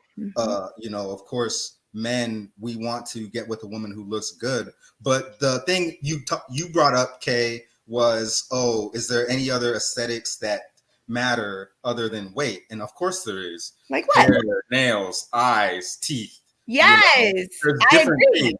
But thank you, Shamin. The most obvious one is weight. And in and of itself, that is a disqualifier, because looks for men is a prerequisite. That's just to get your foot in the door with the man. Now, whether I'm going to take you seriously or not is going to decide based on a bunch of other factors, like your background, your bloodline, your behavior, your demeanor. Are you going to be a good mother? All of these different things. Are you going to be? I love it, Shamin. You are on point. But the weight is a prerequisite. So if you do not meet that requirement, you've already failed the test. So that's one thing that I want to make very clear. Thank you for being honest and giving the examples. That's all I've been asking. I don't think anything is wrong with anything you just said at all. Like, I'm 100% I agree with you. And in terms of like your preference and whatnot, and looking at certain things just as a, you know, I get it. I'm not saying that, you know, oh, you should just assume like somebody is healthy based on them being 800 pounds. No, I'm not saying that. My only issue is when people pretend to care about health when that's not it. Let's just all be honest. How many people care about what somebody they don't know, never will contact, never will see in real life, never will even speak to directly? Like, that's all I'm saying. Like, listen, I don't care about random people. Exactly. I care about my woman, I mean, the one that's by my you side. are on point right now. That's all I'm saying. Bearing my children. That's all I'm saying. I don't care about the random women. Absolutely. But any woman that's going to be in my life, Yep. she needs to be in shape. Because that's also a matter of discipline. Is she going to raise my kids to be healthy? Chantelle said that earlier. Absolutely. And it's a matter of compatibility because you look quite fit. Lifestyle compatibility. I was and people who are fit like to be around other people who are fit. It's lifestyle compatibility. That's normal. Listen, I push myself in all ways. You know, I push myself in the gym. I push myself financially. When I get married, it should be optional for my wife to work. That's just the way that I'm approaching. It's a personality trait. You're ambitious and you take care of things. That's absolutely. That's attractive. I don't have anything to say about anything you just said. I am in 100% alignment with all of it. But you know what? That is attractive. But there's like a little portion of your fellow brothers that think that like because they have a penis that this is just I'm a man, so you just and it's like no. Well, like, here's the thing with that. Being a man, it comes with the burden of performance. So right, and I feel like if you're not performing, I don't care that you have a dick. That's what you were saying earlier. You are not running anything. I agree with that. That's what you said earlier. Yes, Shameen, you are on point. Like people who like are running, like people who are like got that mindset. You know what I mean? That you're talking about. Are really doing what they say they are doing, who are actually, you know what I mean? Like that is to be respected. I respect that. I respect the hell out of men like that. But I don't respect men that feel like because they are a man, you need to do these things. And maybe that's why people think that I'm like, that I come off a particular way, but I'm not like that with my man. I'm like that with men, with strangers, with people, because you don't get deference from me because you're a dude. That you should. Somebody even said you should submit to all men. No, what? That's not true. Because you're a dude, like that's weird to me. But like my man that has my respect, has my honor. You know what I'm saying? Kayla. You can get anything. Yep. But y'all, come on now. Here's where I think the disconnect. Kayla, come on now. Here's where I think the gender war comes into play, or the disconnect comes in, which I think was touched on before. But where you're saying, yeah, for your man or in the right situation, you're going to act a certain way. But I think a lot of men are pushing back because we're supposed to be men at all times. It's not like, oh, just because I see a good woman, like I'm in the gym every morning at 6 a.m. regardless. I'm working 60 hours a week regardless. I'm investing regardless because that's what I need to do to put myself in position. It's got nothing to do with nobody. So for me, that like is a bad thing on the mindset to see like, why do I gotta tell you to act right? Or like, but I don't think that's one-sided. That's not one-sided. Go ahead. Yeah. That's not one-sided. About acting right. I show all people respect. But they want more than that. They want my deference. You know what I'm saying? They want, and it's like that is more. And than just me respecting you as a man, as a Kayla, human being. Kayla and Shameen, y'all are literally saying the same thing, but from opposite ends. Like you're saying, like, hey, you know, men are expected to be this way. Honestly, well, let me not say y'all are saying the same thing, but y'all are saying things that I think maybe make a Venn diagram. I don't know. Path. You're on the same path. I think that Shameen, you brought up a point about you know, men are expected to be men of a certain type regardless, right? And then Kayla, you were like, well, I'm not going to do that for everyone. I think those are both very valid points. That's what I meant to say. So Shameen, I think that that's not one-sided. I don't think that men are just out. Think about how many men are like, I'm not helping that woman that's getting robbed on the train. I don't care. It's the same thing as a woman being like, I'm not just cooking dinner for whoever. And I get that one is more dangerous than. I'm not saying that they're literally the same. I wouldn't say they're those are literally the same, but I'm saying that I wouldn't make that analogy. Saving a stranger in public versus privately with your partner is. But in terms of what Kayla was just saying, in terms of just deference to any man, I'm saying that those are equitable. And of course, the things that people traditionally see as feminine versus the things people traditionally see as masculine are going to be different. We can't make them the same if you want men and women to be different. So there will be no equal. It's not going to be like men doing this and women do this. No, they're going to be totally different things. But I'm saying in terms of societal expectation, if people expect a woman to just, kind of just defer to a man regardless, then you have to set up a society as men where that's a safe thing to do, where the man is going to be there to protect you physically, mentally, emotionally, whatever. You have to have that there. You can't just wait for the women to do something and then the men do it. Do you want to be the leaders or not?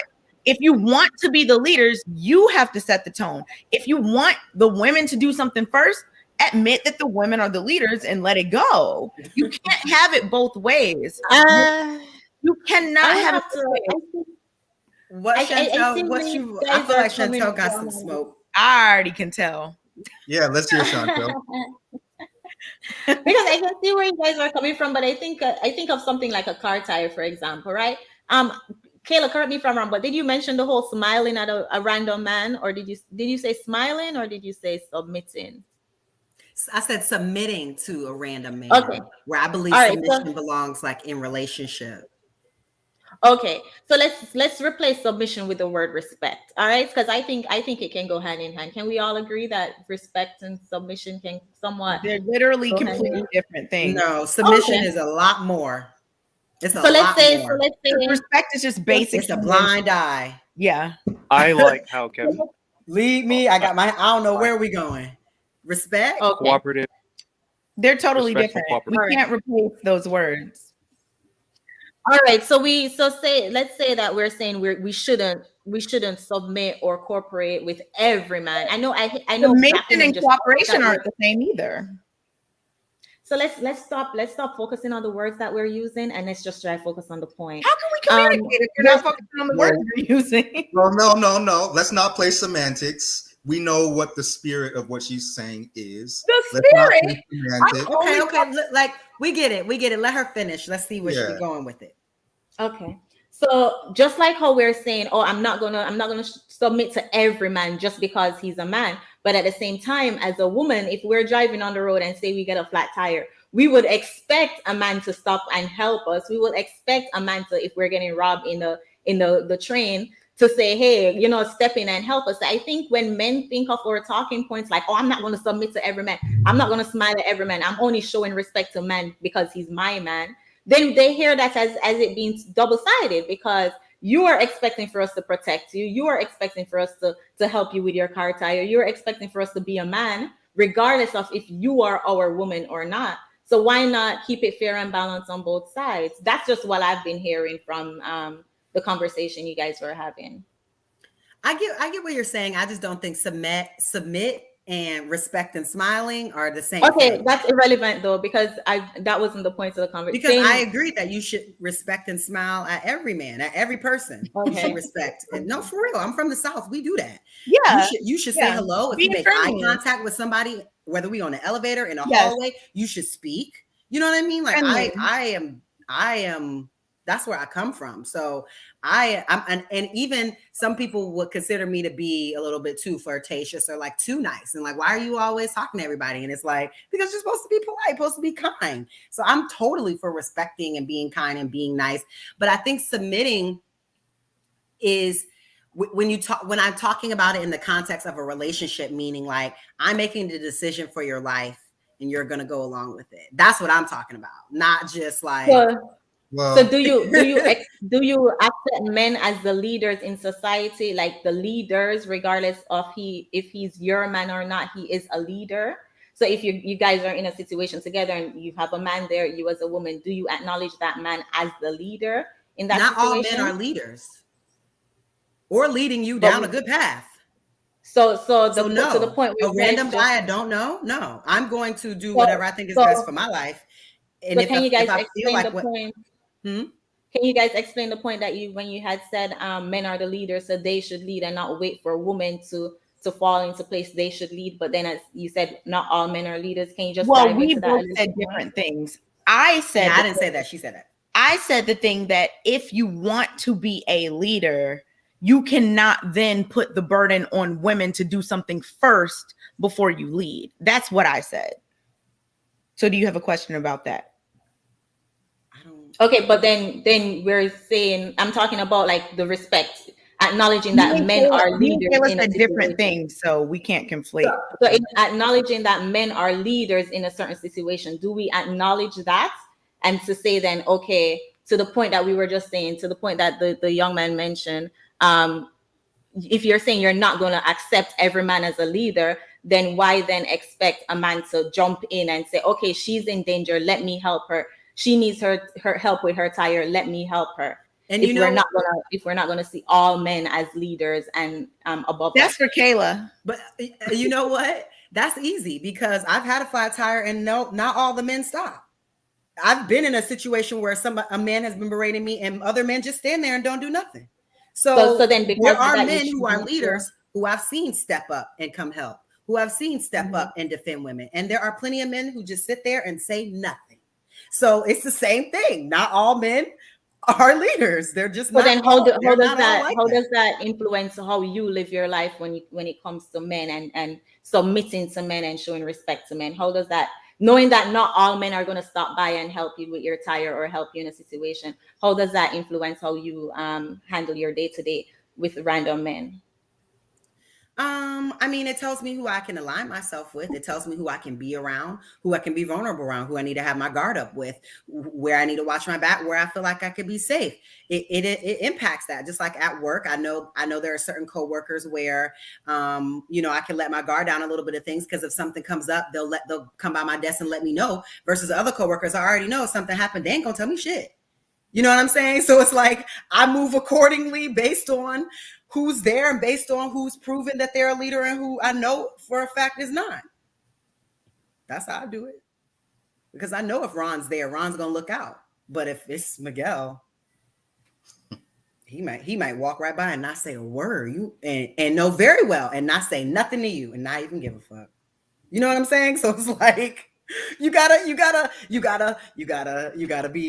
keep your head on a swivel. Isn't that what they say? Have you ever entertained the idea that maybe that's what men are saying too? Maybe that's why men are what? To your point, that's what men are saying too. Why they don't want to step up, protect, provide. Why they want to go 50-50, like you mentioned earlier, because they're saying like, hey, not every woman's like, I don't know. Yeah, that goes back to Kay's point. You're protecting yourself. That goes back to Kay's point that the men are the leader. They are more so than say leader. Men are, I believe, the initiator. So it starts with you. So if we are I feel like in a sense, women, we are reactive. So, but you remember we spoke about earlier how women left the table first. Women are the one who got. So I don't think women are reacting. I would more argue that men are reacting because women are reactive as well. We already talked about that when we talked about we talked about how that was reactive as well. That they didn't want to do that, but they had to because men were over in the war or on crack and out of the home or whatever it is. Women didn't want it. There was a need. Talking about what you just mentioned, though, you just mentioned that women are reacting to men wanting to go 50-50. However, could you agree that men are going 50-50 because women got all of their traditional roles, started working? Men are going 50-50 because they broke. I don't know any rich men that want. I don't know. Hold on. Let me cut into this. I don't know any men with money that care about their wife paying bills. That's true. I don't agree know with no that. men with money that are like, babe, are you paying a light bill, babe? I don't know Like any I men make with money 300,000 and you make that 20. Make sure we're that going feel 50. like their wife needs to help them with anything. Okay, The well, only let people me- I hear saying that are people Where that there's a need. have either been burned by somebody because they chose the wrong woman based off her looks and she was just there for the money, and now we all bad. You don't want to pay for nobody to do nothing. Yes. Right? Yep. Or they really don't have the money and they use that as an excuse to say, what are you bringing to the table, when they know that they need you? They need it. Right. Yep. Okay, So well, it's one of them. let me address that, because I number think that's one, probably common. I think most men don't really expect 50-50 or ask for 50-50 to begin with. And then number two, as far as that goes, you know, in a traditional world, men had all the responsibility and they had all the authority. But now in today's world, men have the same responsibilities, but they have none of the authority anymore. And that's where a big part of the disconnect comes in. Because inside the household, a lot of times when a woman is paying her way, she's like, well, I'm paying. Why am I going to have to listen or submit? But you see in some cultures that don't really matter, because you got guys that are outside of Home Depot working jobs and labor jobs and stuff like that, maybe not having a job, and they're going home to their wife and she's submitting, she's listening, she's doing what they want to do. I think Kevin Samuels talked about that, like, oh, why can the Mexican man who's not making money go home to a submissive wife, but with the black man it's a problem? So I don't necessarily agree with that, and I think it takes. Let's not act like there aren't a ton of black women out here with men that aren't making much money and are doing every. Come on, y'all gotta. I'm not saying that, but I'm saying the dynamic. So what are you There's talking about? Hold on. Let me talk. The men that are not making money, their women are not being submissive. They How don't. do you know? How do you know? That's if you're just active the on what culture. you've seen and you're seeing a lot So of yeah, this Caleb, what do you content coming think? Do you think that men who are making money that they're do you agree with do you agree? I do agree. You know, if you watch a lot of the content that's coming out in the manosphere, you're seeing a lot of women who are talking to men and who are when they feel like they're not going to be judged, you know, when they're just being asked open-ended questions and you let a woman go. A lot of modern women seem to have this idea where, you know, I'm strong, independent, don't need no man, and if we're making anywhere near the same type of money, you cannot tell me anything, and that's problematic. Because men want to be the leader, men want to take on that responsibility. But when you tie it so closely to how much you're making, and you know, you emasculate a man based off of how much money he's bringing in, what does a man want to do for you then? A man wants to take care of you. So Caleb, do you think that could possibly be because women don't feel that they have equity in the situation?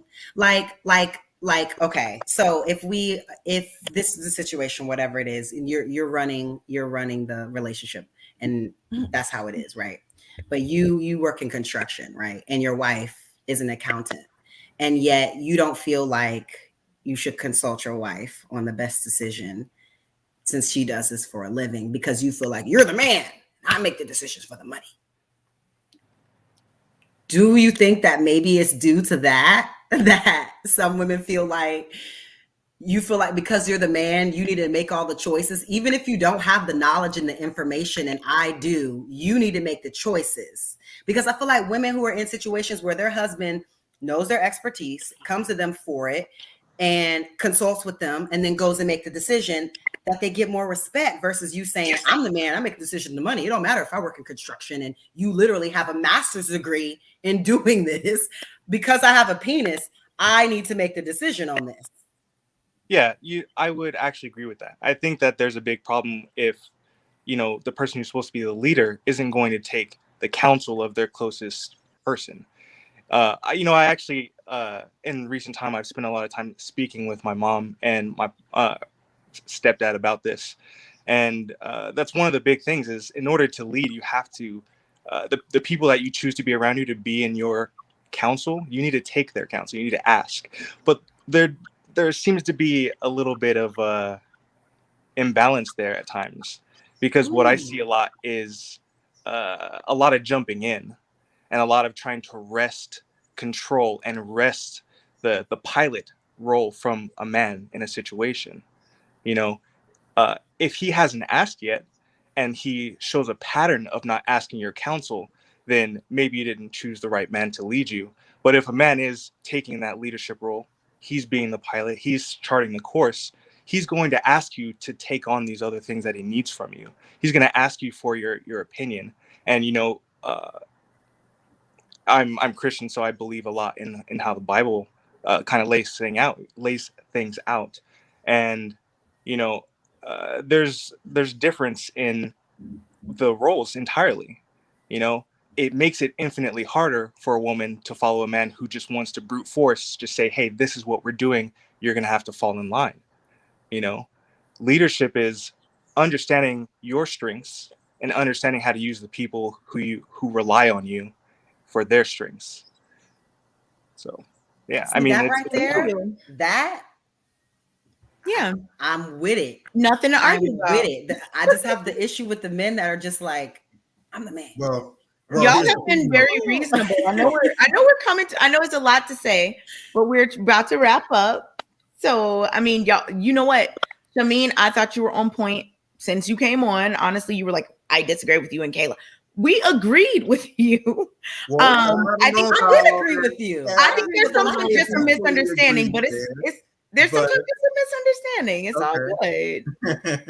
I thought you were on point, and Kayla, you know, we appreciate. I thought he was on point too. Input, yeah. I think he made me think about some things. I thought he was on point, and his mindset I respect. You know. Yeah, you don't always have to necessarily be like 100% in agreement or whatever. Like, it's okay to talk things through. People are different, and I think that's where we all have to realize. And I know sometimes it can get heated and all that, but at the end of the day, we're all working towards betterment of ourselves, our communities, and whatnot. So, as long as we can all agree on that, that's where it's at.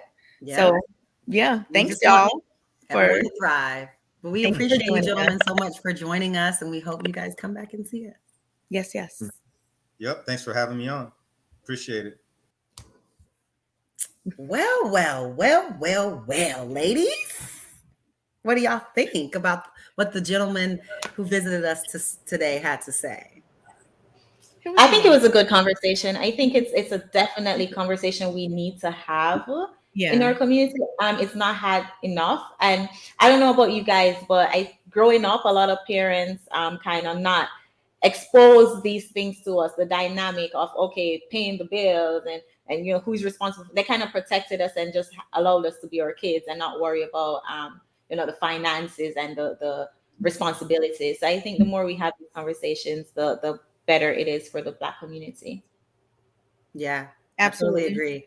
And it's like sometimes we disagree, but I think that's good because that means that like each person is unpacking something and we're trying to sharing a different perspective is what, you know, makes people think about things and go, you know what I mean? That's what you want to incite at the end is people going, that they're not so stuck to their beliefs and that they can have an open mind to like think about somebody else's perspective, how somebody else grew up, how somebody else does things, and say, hey, you know, that's a thing too.